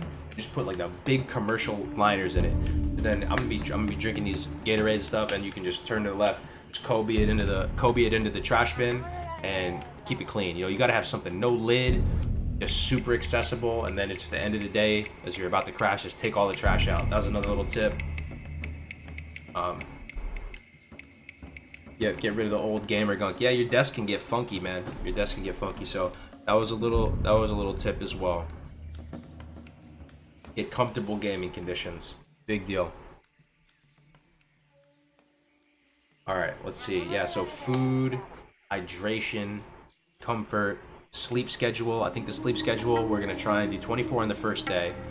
And then 6 hours. I don't know if this is true or not, but we've been talking to people in the Discord. If you have any sleep scientists or people that know about sleep in the chat, chime in here. But people were saying that your body operates in like 3-hour REM cycles. Like when you get REM sleep, it's something about a 3-hour cycle.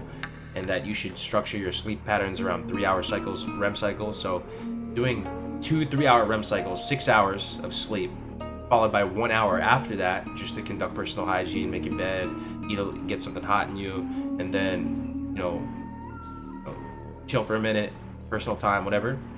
So 6 hours of sleep, plus 1 hour to do whatever you want, and then the rest of the day, you just game the rest of the day. That's seeming like the play. What do you guys think about that? Because here's the thing about, some people were saying just do naps, right? Like a 3-hour nap. But 3-hour nap isn't that great for streamers because you have to turn off the stream. You nap for 3 hours, you turn it back on. Also, there's all this time around naps. When you do like a short 3-hour nap, you go to sleep. You have to wake up. You still have to wash your face. You still have to wash your face. You have to maybe take a shower. There's some certain just basic stuff you have to do after you wake up. So that's kind of downtime right then and there if you have to do that twice. So I'm thinking just 1 6-hour sleep block, 1 hour for personal hygiene and stuff, then you get right back into it. 6 hours minimum to get restorative sleep. So yeah, I think that's the plan, man. Yeah, shower, all that stuff in that 1 hour. Let's see, cycles may be personal and some people enter REM weirdly. Body has to be trained. Okay. 1 REM cycle is 1.5 hours.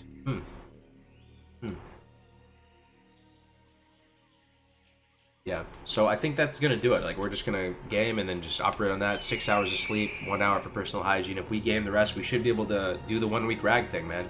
We've been practicing the route. We know our objectives. Day 1, like I said earlier in the stream, we're gonna go for level 31. You see the route right here. I can take you through it. So we're doing Samaflange. Then we progress Plain Strider Kidney as we go to Raptor Horns. Raptor Horns. Okay, Harpy Raiders up here. Let's see where we're at. Then we go south from Harpy Raiders. We do Kolkar Leaders and Centaur Bracers. We kill Kodobane.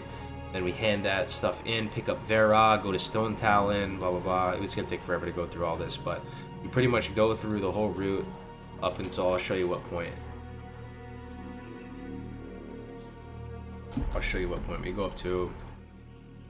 Yeah, there's a lot of steps here.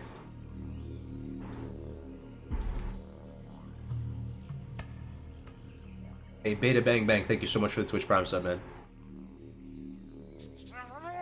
Dude, so deep. After Ashen Vale, yep, all this is first day, man. All this 1,000 needles, all of this is still first day. Can you believe it, chat? All of it is first day. Alright, so this is really one of the stopping points here. So we finish with Steel Snap, and then we go into Feralis. We die once we get into Feralis. Respawn at Camp Majachi, and then fly to Thunder Bluff. We turn in Steel Snap, Frostmaw, Sacred Fire. Then we go to Camp T. We turn in some other shit. New ore sample. Go to Ratchet. I don't know. Okay, Orgrimmar. Yeah. So when we go to Orgrimmar right here, we go to Ratchet for a second. Hand in Call of Water. Pick up Call of Water 7. Oh, no. This is a trio thing. I have a weird thing up here. This isn't our real thing. Anyway, we go to Orgrimmar shortly after this, and we're going to stop at Orgrimmar. Level 31. I'll be able to pick up the Warlock quest. I think it's Orb of Orahil. Or it might be the Minara Void Render. I always get them confused. We're going to end at 31 in Orgrimmar on that first day. That's the plan, as of now. Would be great if that was an in-game add-on. Too much alt-tabbing. Yeah, kinda true, but at the same time, an in-game add-on doesn't give you a lot of extra notes on stuff. Like being able to click down on the menu here and get some extra information about the step. Being able to just go to specific levels and find certain arcs. I think most people play with how many monitors do you guys play with? Most people type no second monitor if you don't have a second monitor. I would venture to think that the majority, like almost the vast majority, have multiple monitors in 2019, man. Bit Metal, thanks for the 100 biddies. I got a second monitor to run your guide. No more alt tabbing, easy peasy. Yeah, there you go. Come on, starting over and explain the entire plan to me again. Oh man. 3 no monitors, a couple no's in there. Couple no's, not too many though. It still looks like if you're looking at the chat, guys, it looks like kind of a little bit more people with no monitor than I thought, but it still maybe looks like 70-30 or something. So you just run this on a second monitor, you know? Just run it on a second monitor. It gives you just a lot of detail. You can drag it around. It really feels interactive. Solo, duo, trio. Anyway, that's our plan for day 1. We go here. Then day 2. Day 2, we're gonna see what happens.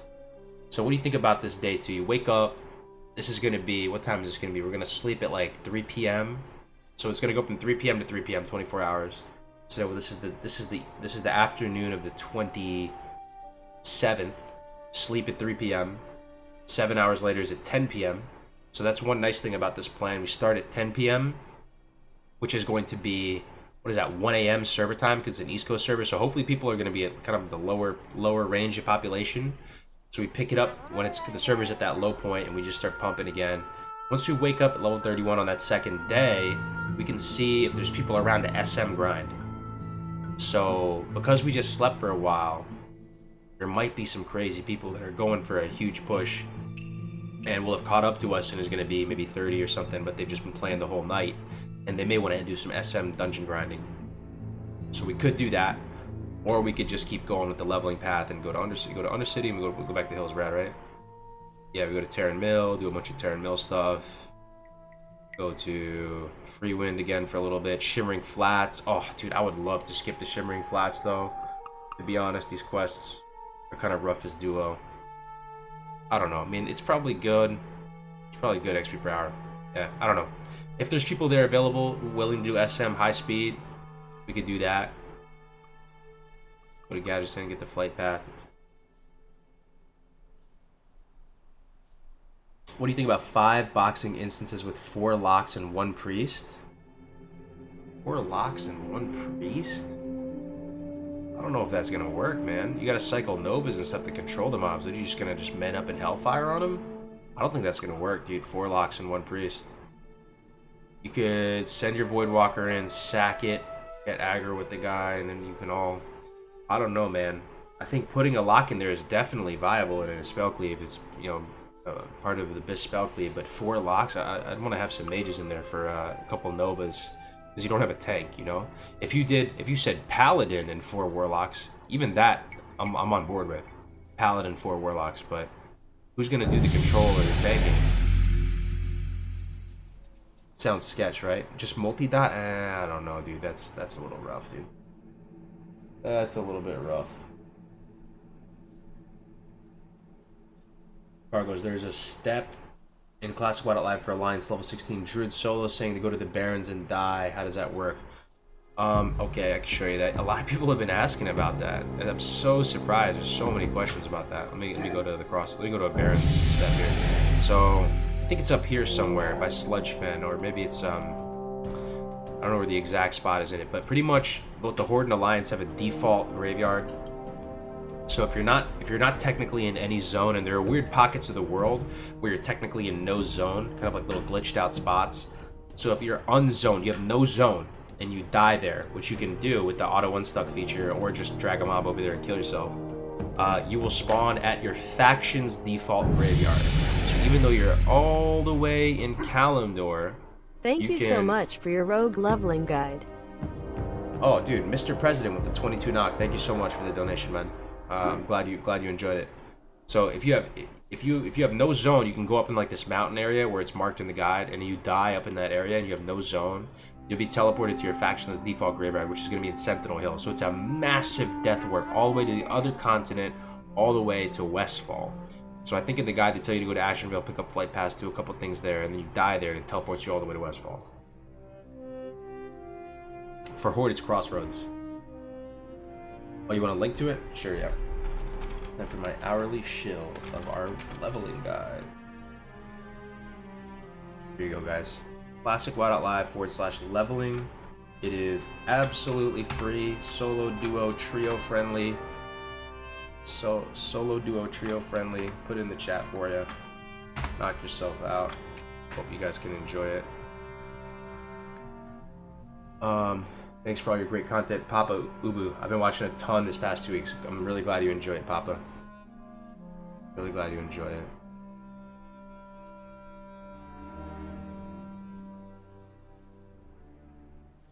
$70K bit height? I think it's what?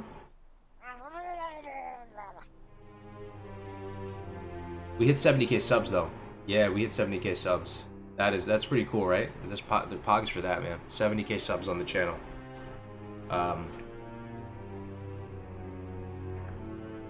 That feels good.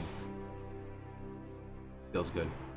That's why Live is the nuts. I'm glad you think so. Yeah, a lot of stuff coming here too. We have this talent calculator going yet? We built a talent calculator that's pretty sweet. It shows the order of operations of talents, so it doesn't just show the talents.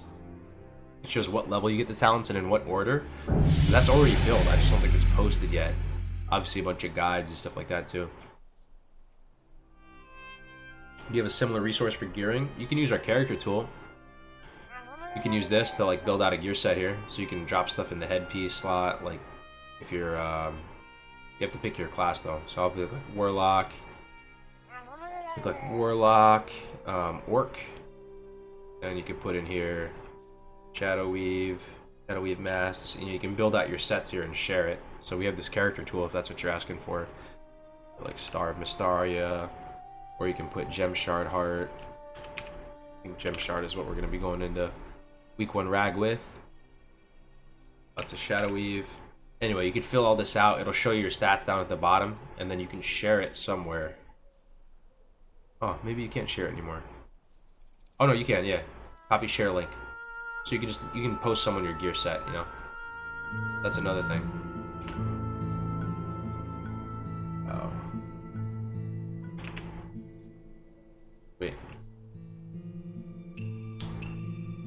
Cargos plans to get 60 in a week. Yep, planning to get 60 in a week. Absolutely. Is this your site? I'm one of the partners. There's seven of us that started this site months and probably a year ago now, and it's been a journey. We've been building this. We're hoping to make this a home for the classic community, like not with retail on it, just classic. So just classic WoW.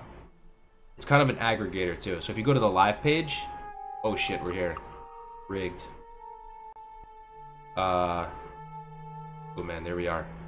Yeah, you can see everybody from like a bird's eye perspective, like a top-down perspective. You can see all the people in the community that are streaming at any given moment. So like right now, I know that Tip and Joanna, Quissy, Milksteak, Neckrage, Dawkin, these people are streaming right now. So that's another thing. This is getting redesigned though. There's a lot of stuff going on. The site's growing like really good. It's awesome. We got our little Google Maps thing over here. So yeah, to answer your question, yeah, one of the people who are starting it. Yep. Oh, let's see. Do you prefer Undead or Orc Warlock? I really prefer Orc Warlock. Love Orc Warlock. I think they look super cool. I think they, I really like the racial. I enjoy the racial in PvP. What separates your guide from Joanna's other than yours being free? Oh, good question. Good question. So it's not only a solo leveling guide, it's compatible with duo and trio. The other thing about Joanna's guide, much love to the dude, absolute legend, but this one's a little bit more interactive. So you can just drag around the map, kind of like get a sense of where everything's in, zoom out. You can get extra info on a step. It updates dynamically. It's super crispy. You can skip ahead to different levels. You know, if you want to change your mind and add someone, so you want to go do a level at some point, you can add them on here. It'll factor in his class quests, your class quests. Pretty much that. Lots of stuff like that. And yeah, it's free.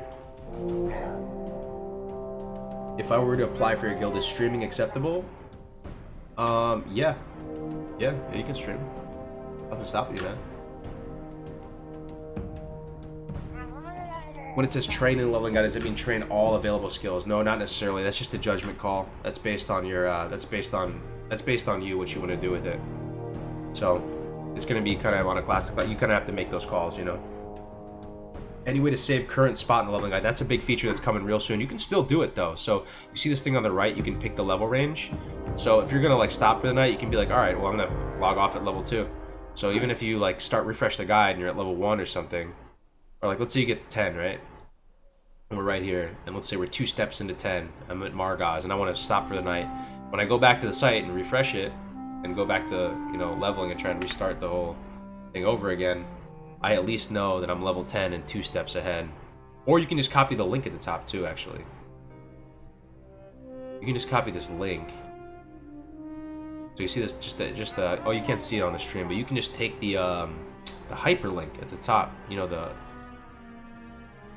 whatever you call it, man, it's just the website link at the top, and just copy paste that. Yeah, bookmark the link. There you go. Bookmark the link. Yep, pretty much. Joanna's guide is hard to do if not a hunter. That's another thing. Yeah, it's designed for hunters, I think. It's probably changed since then, though. What do you guys think about that? I haven't seen this guide in a minute, but I know back in the day it was kind of designed for hunters. But he's probably done a lot of work on it to make it, you know, a little more custom for each class now. Is Hunter going to be viable in Classic other than speed leveling to 60? Absolutely, man. Their Hunters are great in vanilla. Any chance of ever getting that solo, duo, trio leveling auto-update functionality of the website built into an in-game map? Yeah, maybe someday down the line, Trey. Maybe someday down the line. I don't know. I don't know if... thank you very much for the 5, Trey. I appreciate it. I just feel like everybody has second monitors now. It's not the end of the world. Just throw it up on a second monitor. You got the coordinates right here, so you know where every coordinate's at. And most people... I don't know. Maybe people want an app, but for now, I think it's a pretty good option. What does solo, duo, trio actually change in the guide? It will factor in your class quests. And it will factor in when something is a class-specific objective or whatever, like just for the Warlock, it'll make it clear that it's just for the Warlock to go do this. It factors all that stuff into the path. So if you're going to quest through an area and I'm a Warlock and I have something to do with the Succubus quest there, it's gonna put that into here. Also, some quests are gonna be duo-friendly that aren't gonna be doable solo, right? Like some of the elite quests or something like that. So some stuff you would do if you could, but you wouldn't be able to solo sometimes. But if you were duo, you could do it, so it's in there. I don't know if that makes sense. I won't have a second monitor. I'll have a PC next to my laptop. Nice, nice. That's awesome. Yeah, I think Hunter's Hunter's great in Classic, man. Especially in PvP. They're a joy to play in PvP. They never really fall off in PvP. They're viable. They're also brought the raids throughout the entirety of vanilla. Hunter's fine. All the doomers, all the Hunter doomers out there, you're gonna make it. You think it's more viable to skip early quests that require you to pick up items like a refugee's quandary? That quest sounds familiar. I don't know. Remind me which quest that is, Ijima. Refugee's Quandary.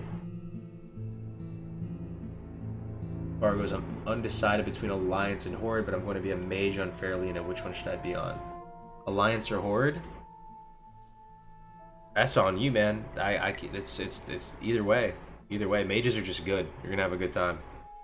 Play with paladins versus playing with shamans. No mage is pretty nuts though. The gnome starting zone, it's probably the best starting zone. Gnome starting zone, you have so much mana as a gnome mage. And then, you know, escape artist works really well with a lot of the engineering stuff, works really well with the mage kit. Gnome mage is the nuts in vanilla. What server are you gonna play? I'm gonna be playing Scarab. Thank you so much for all the guides and the data. Oh shoot, no. Andreas Tiore. Thank you so much for all the guys in the end. No problem, man. Thanks for the Cronus. What do you think is better for mostly PvE between Hunter or Mage having a hard time coming to a decision? If you're having a hard time coming to a decision, what do I always default to, chat? When people come in here and they say, what class should I play? Or I'm debating between classes. My default answer, someone's going to say in chat, is I just tell people to play Mage. If you're like unsure. Because to this day, I've never met someone who has regretted playing a Mage in Classic WoW. Just never happens. You never meet people that are like, oh man, I wish I didn't roll Mage. Like Mage is just the nuts. It's like the sleeper cell, most self-reliant class in the game. I value self-reliance really high, right? I like playing pet classes, warlocks, hunters, people that can hold their own and be, you know, do stuff solo if they have to and take care of business by themselves. Mages, even though they're a squishy caster class, are incredibly self-reliant. They can go farm out in the open world by themselves. They can PvP and hold their own incredibly well. They are very self-reliant. They have access to some of the most powerful gold making methods in the game, probably the most powerful gold method making options in the game, all solo. So they're a very self-reliant class, even though they're a pure DPS caster clothy.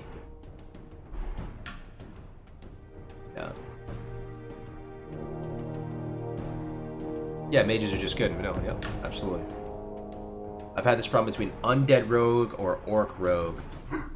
I'm glad you brought that up, Andreas. What do you guys think about Undead versus Orc? Here's my thoughts on it.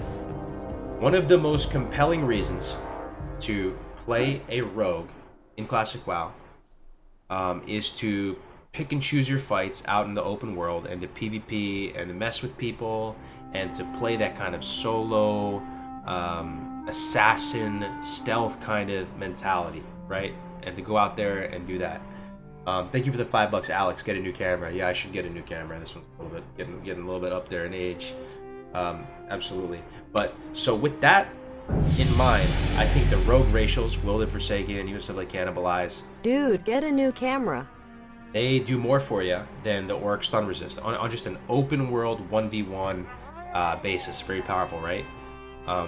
But group PvP, group PvE, Orc racial's better, man. You got Blood Fury, which you have to be careful using though. You have to be careful using that. Big DPS increase, and then the stun resist. If you're taking shots from multiple enemies, or you're going to be in an environment where you're doing a lot of group content, the stun ratio can be really good. But here's the other thing. Here's the other implication. It's not only just solo world PvP as a rogue. Think about what your role is in the battleground. If you're playing a rogue, think about what your role actually is. Even in group PvP, oftentimes it's playing solo. You're not in the eye of the storm. You're not next to the warriors getting cleaved down by a million spells and stuff like that. You're playing by yourself. You're spinning flags. You're in the flag. You're spinning bases in Arathi Basin.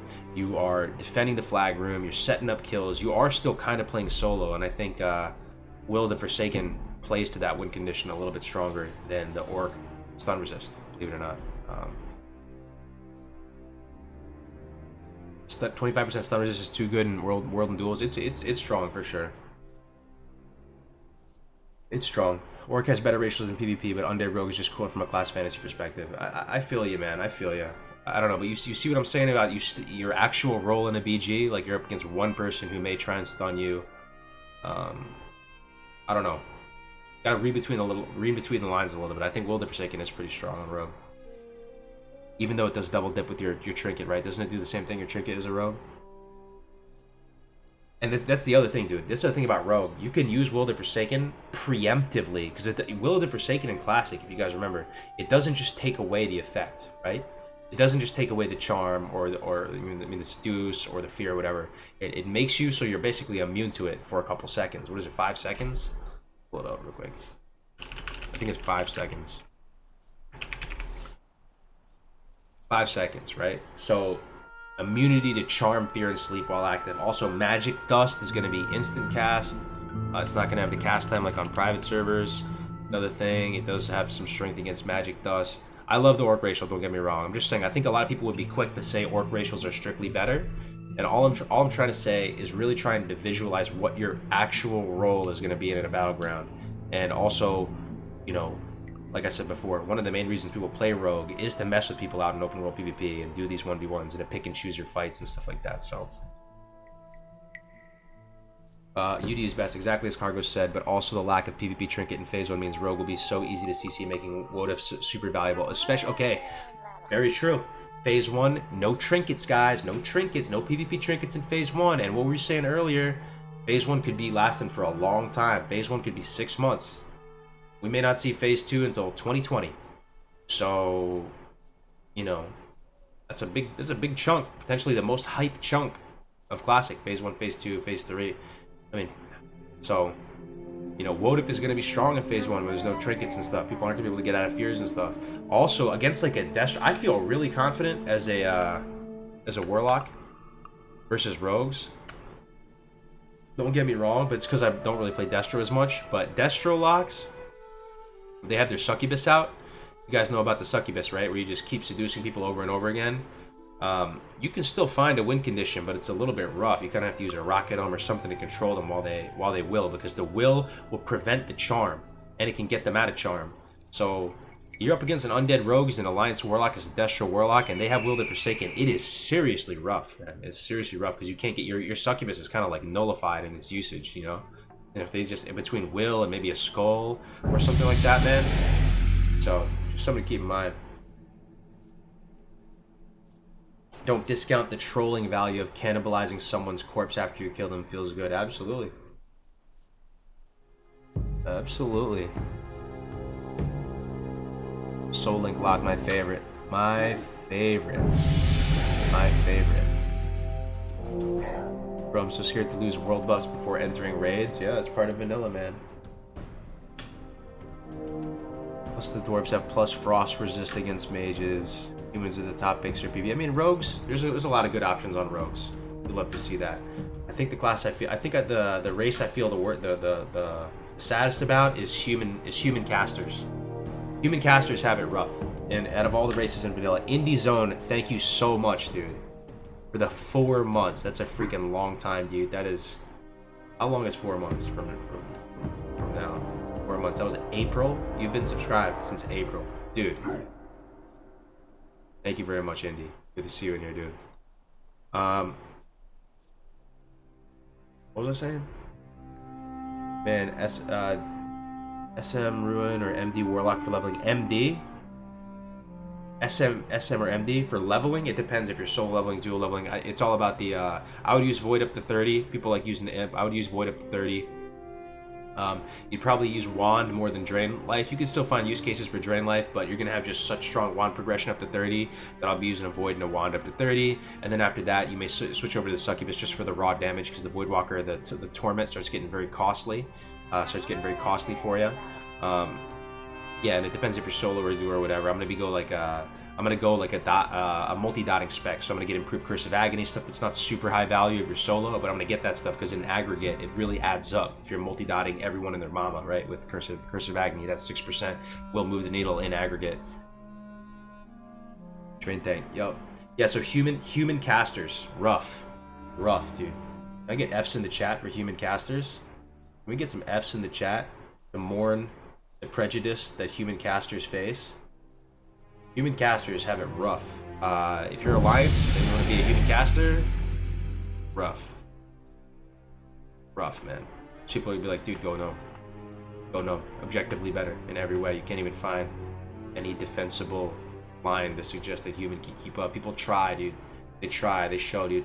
Use cat's eye goggle. Use perception. I can see the rogue from so far away. It's rough, man. For the human casters out there, human mages and stuff. Not to say you shouldn't play it, but just be prepared for some people hating on you, memeing on you. You're going human lock. I don't think I could bring myself to play a gnome. I don't think I could do it. Even with all the memes that would be spammed in my direction, people calling me a noob and all this, I don't think I could do it. Playing a gnome as my main, I could do it on an alt. If I was just an alliance and I made an alliance alt mage, yeah, no problem. But as my main character that you're defined by on the server, you're gonna play a gnome? I couldn't do it. I don't think I could do it. I think I would just go human. Take an L in terms of just prejudice and all that. Hey, Cargos, just found your channel yesterday. Pumped to be watching this week. Oh, Math Fridge, thank you. Very nice of you to say, man.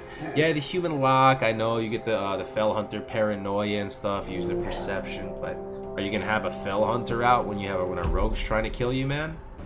You know what I'm saying? The detect invisibility, that's a separate thing. That's not even stealth. The invisibility thing that you have, I don't know. Like it's rough. The spirit bonus, human holy priest, true. Yeah. I mean, you know, priests want the spirit, right? I guess it's mainly human mages and human warlocks that get memed on. Duo leveling as dwarf pally with human warrior when starting. Who should run the who and when? What my recommendation to you, Drew, is get a ranged weapon as fast as you possibly can. Pulling is going to be a major yikes for you guys as Paladin warrior. It's strong, don't get me wrong, but it's like it can be clunky. So you got to really kind of like move with a purpose, and you know you're going to very much a single target wabapping stuff, overkilling it because your swing timers are misaligned and stuff. Even Pally Warlock is strong, don't get me wrong, right? Very strong in PvP and stuff, but I don't think it's this. People were thinking that's the strongest duo leveling. To be honest, I don't think it's the strongest duo leveling. I wouldn't even put it at tier 1, man. I put it at tier 2. Even though it's still very strong. It's still very, very strong, don't get me wrong. But pulling is a big issue.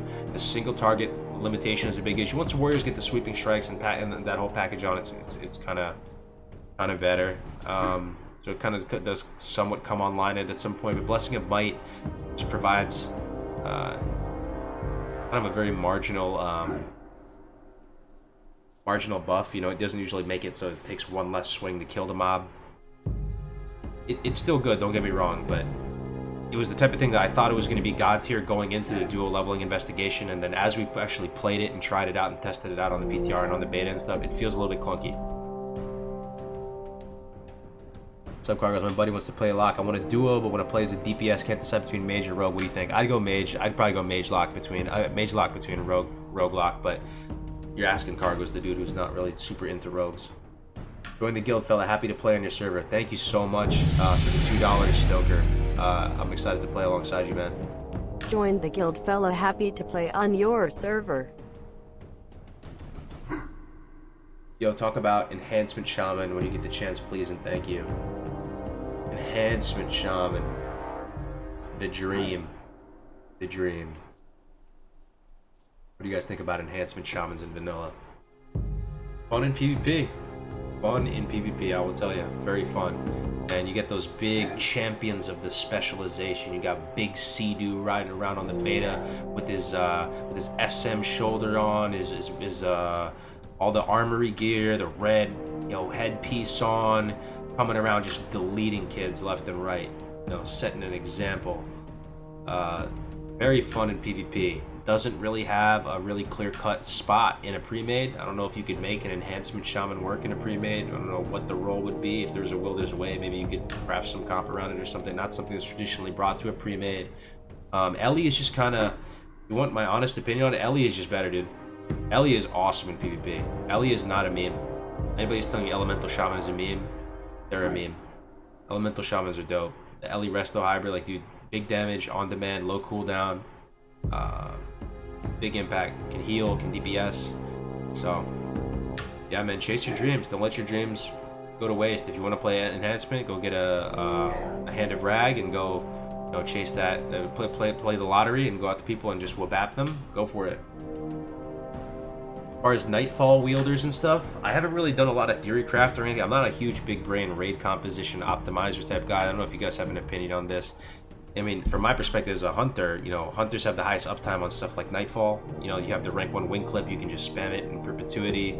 You just the best uptime, but at the same time, a hunter in melee range with a Nightfall or Annihilator or whatever it is, you're not able to totem twist, you're not able to do some of the get totem value and stuff. What is easier to be good at mage or hunter, and why? You can bring a wolf and you know, buff the melee a little bit, but Miguel with the $2 donated through Super Chat. What is easier to be good at, mage or hunter? I would say mage is easier to be good at. I don't know if you guys disagree. Mage doesn't have that many buttons. I mean, and when I say that, don't read in the chat. But you down rank a lot as a mage. You have a lot of down ranks. There's pretty much good uses for like every spell down ranked. So yeah, you do have a lot of binds still. But as far as like tons of different spells and abilities, you don't really have all that many. The PvE rotation, you know, you got the whole Frostbolt meme, you spam Frostbolt, Demonic Runes. I don't know. I think there's not as many moving pieces on a mage. With that said, stuff like AoE grinding takes some finesse. PvP on a mage takes some finesse. But it does take that much finesse, if not more, on Hunter as well. So I'm gonna go ahead and have to say mage is easier to play, but I'm also gonna default back to my original disclaimer when I talk about vanilla. It's very tough to say one class is easier than another because every class in this game, and I really mean it, and maybe I'll learn more about the game someday and change my mind on this, but I really mean it when I say that I feel that every class has enough nuances and big brain little mini optimizations you can make that they all just have a very high skill cap. There's lots of little things you can do. Especially when you're thinking outside of your class's talents and spells and abilities. You have consumables, you have engineering items, you have all these things that require binds and stuff that you can do. You know, whether it's just optimizing your regeneration or front loading, little tips, little. It's tough to say one class is easier or harder. I try not to even think in those terms, to be honest. Hunter just has more buttons than Shaman. Than Shaman? No, dude. No, dude. Shaman. Think about how many totems Shaman have, man. Think about how many totems. They have like 20-something totems, man. Shamans have so many binds. I think they have the most binds in the game. Shaman has the most binds, I think. Anyone know what class has the fewest key binds? I think the fewest abilities, it might be Mage. I don't know. What do you guys think? Fewest abilities? I mean, you still down rank everything. You need rank 1 Fireball, you need rank 1 Frostbolt, rank 1 Cone of Cold. There's so many like rank 1 stuff that you need on a mage. So I'm not trying to say you have like no binds, but I'm talking about just abilities. It might be mage, dude. S-Priest by a mile? Oh, you think so? Can you rank as an S-Priest? Yeah, I think you can have pretty good quality of life as an S-Priest overall. You could make it work. Like our pre-made Battleground composition that I'm striving to achieve is going to run an S-Priest. Going to run an S-Priest. We're going into week 1 Molten Core with an S-Priest, buffing the Warlock damage in there. You know, I think S-Priest. I think you can make S-Priest work, man.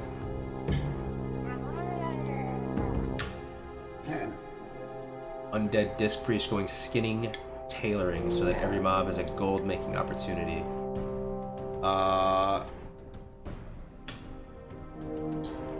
Yeah. Yeah, you can do it. Yeah, you can do it. Totally do that. Hey bro, what are your phase per phase plans as a warlock with being weaker in raid DPS wise? I don't feel all that weak, man. We have an S priest giving us 15%? Shadow weaving? It's 15%, right? Dude, I'm pumping in MC. I'm pumping. Not saying we're skill capped as a guild or anything like that, but I don't really feel too weak, to be honest. Shit was shadow weaving. One word. Let me find it. It's the priest talent. Shadow priest talent. This one right here. Where is it? Shadow weaving with a space. Okay. Shadow weaving, rank 5. Yeah, it's 15%. 3%, 5 stacks. You get 15% damage bonus on top of your shadow mastery, or on top of your succubus sack, your demonic sacrifice. It's kind of nutty.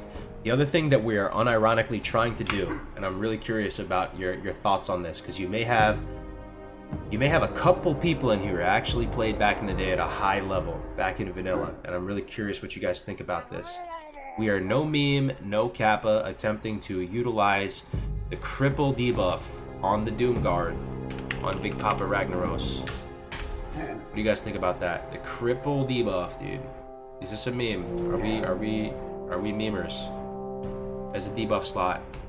Cripples the target, reducing movement speed by 40%, increasing time between melee attacks by 45%. Increasing melee time between melee attacks by 45%. It's actually a 45% attack speed reduction. He's still gonna hit super hard. I was talking to Dokken about this earlier. One of his main concerns as a very seasoned raid leader is that Rag is just gonna wabap your tank and he's just gonna die. So that reducing his attack speed isn't necessarily the most impactful thing if he just wabaps your tank. But utilizing cripple. So Grimoire of Doom is something that drops in phase 1. You're not going to be able to do the Dire Maul thing, but you can get this to drop from Dreadlords and Doom Commanders, 2% of pop in what does it say? Stranglethorn. It's Blasted Lands, right? Yeah, it's Blasted Lands. And Stranglethorn? Why does it say Stranglethorn? Are these guys in Stranglethorn? What? Oh, dude, no way. Blasted Lands, the little black part of the Blasted Lands. Yep, so it's 2% drop off these, which is not that bad. I mean, 2% is the greater fire protection potion drop rate. So if we get one of these to drop, see this little black area here, it's summon a Doom Guard, and then use it as a debuff slot. What do you guys think about that? Is that a meme? Am I memeing? Yeah, we tested it. We tested it on the PTR Shanio. It works. And then the thing is, so you can go get improved enslaved demon for those, just to preempt the people that are gonna say don't do it because it's just gonna break in 1 second. You can get this talent here. I'm just gonna pick random talents to get down here. You can get this talent right here. So improved enslaved demon reduces the resist chance by 10%. So that's like spell hit pretty much. You get 10% spell hit on this. So you only need like 6% to cap out spell cap, and it's gonna allow your enslaved demon to stick. He has a ton of abilities. Worst case scenario, if he does become a liability, you can just banish him or have someone fight him away or kill him or whatever. But I don't know, man. What do you think about Ripple as a debuff? Just don't wipe because 1 hour CD. True. Okay, vanilla player. I think cripple does work, but I think you're going to find out that pets get roasted in vanilla. Very true. So this is what I'm thinking about that. You could preemptively banish him. No. Maybe you couldn't do that. What you could do is you could, so on Rag, there's that little. You can drag him away pretty much behind one of those little stone structures on the Rag room. You know, you have those little things that like arc up. They kind of like curve up. You can bring the Doom Guard behind one and just keep him there on stay. What do you think about that?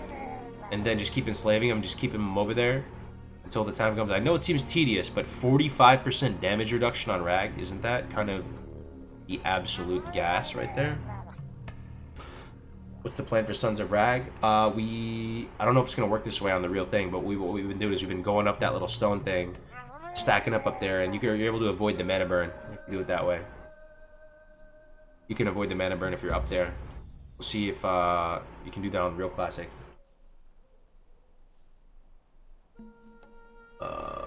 There's a reason that DS is pretty much the only way to go, especially on high AoE damage fights like Rag. DS? Well, no, you can't like rain of fire the mobs, bro.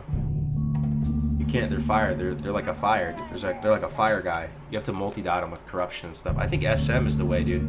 SM, you have so much impact from your pet. Let me tell you, just so much impact to the point that if you're DS and you're up on Baron getting fight, I think you use Fell Hunter just to dispel the thing off of you, even though you lose 15% damage. The Fell Hunter is just so good in raids. Actually, the nuts. And it has a lot of magic resist. And like what you were saying before, the pets just die. You know, if they have the right resist though, they're like resist capped or something, they can survive through a lot more stuff. I love SM. SM Ruin, I think for me is the way while raiding. I'd happily take an L and go this spec though and get improved Enslaved Demon if it's gonna move the needle. Why Enslaved Demon? Just because if you don't get this, there's this heartbeat chance, I think is what they call it, for him to just break out of Enslaved Demon and then just go apeshit again. You have to re-enslave him or banish him or do something. So if you get 5 out of 5 Enslaved Demon, you basically get 10% hit chance on this ability. So suppression doesn't work for it because it's only affliction abilities. This is demonology. This is a demonology ability. When you get time to farm that, I mean, it's 2%. How much would you have to kill to get a 2% drop the Grimoire of Doom? I don't know. Seems kind of worth it. I think double lock would be fine for dual leveling. Absolutely, double lock is insane. 2 rows of dots, insane. Double lock is probably better than Warlock Priest in terms of like skill cap, max pumper. I'm going Warlock Priest just thinking big picture, thinking of like having to actually do dungeons at higher levels and thinking about investing into a relationship with a priest, you know, come end game. But as far as like just pure pumping efficiency, double Warlock is probably better. If you just get 2 rows of Warlock dots up, and then you can have 1 Warlock go improve Curse of Exhaustion, so nothing can catch you, and you just keep moving, and they can't catch you, pretty much. Best pet and talents for solo Warlock. There's a lot of flexibility here, a lot of flexibility. I would just go. I wouldn't get improved Woodwalker. I would just go Affliction. Yeah, I'll just do it right now for you.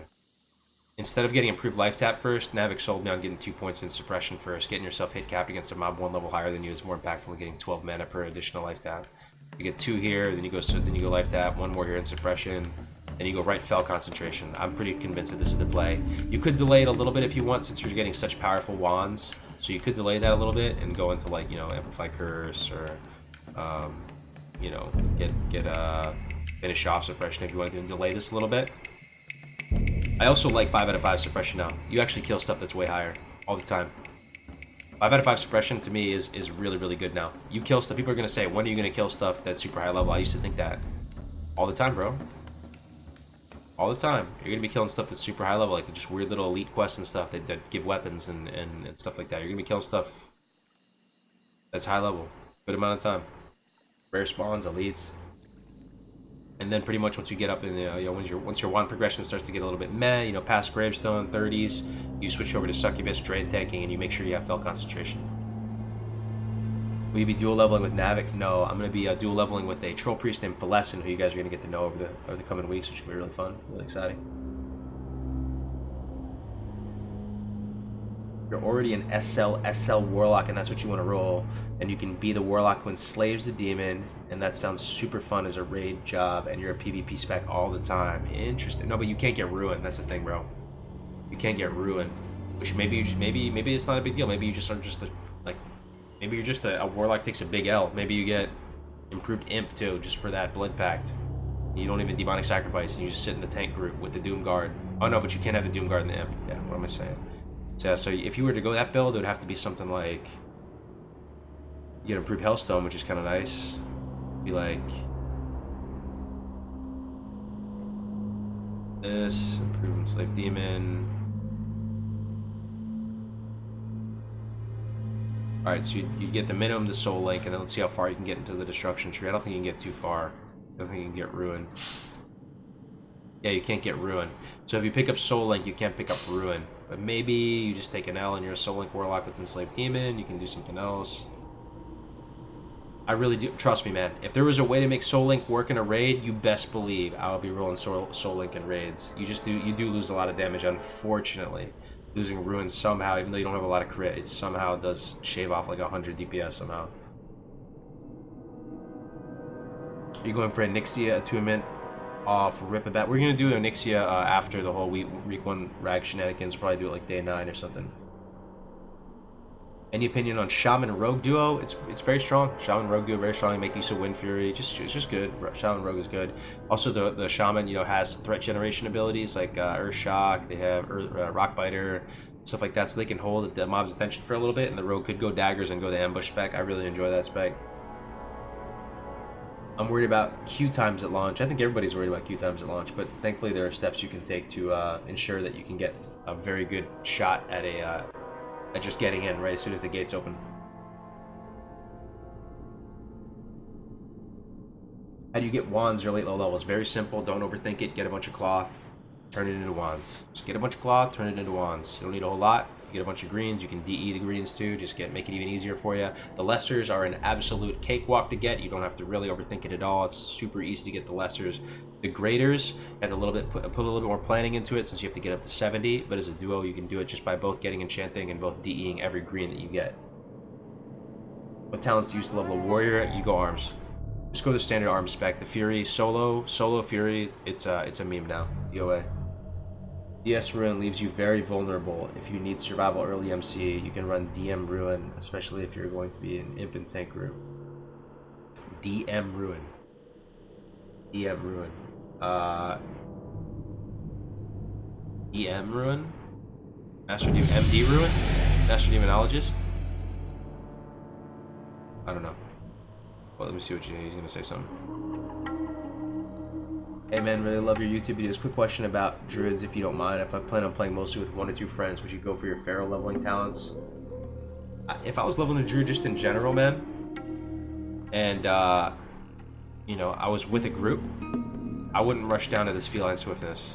In fact, I mean, I would just go balance, and I would rush this, man. I would get Omen of Clarity. Omen of Clarity is big boy.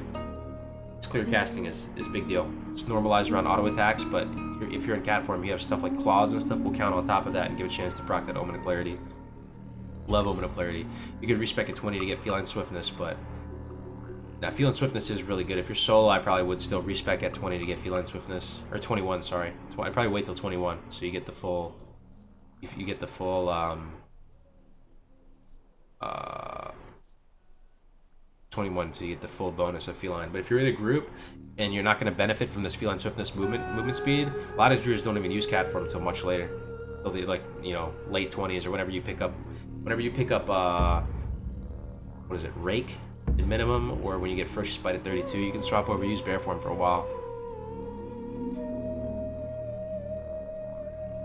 How good do you think trio leveling is? Personally, I think it's significantly worse than duo leveling, but still viable. And for people that aren't super familiar with leveling and the roots and stuff like that, trio leveling could very well be optimal. It could be more fun, keep you more motivated. So it's much harder when you have that third person in there. You have to manage their life and their quest log and everything like that. There's mistakes are a lot more likely to happen when you have 3 people. Starting at 3 people and up, mistakes are very likely.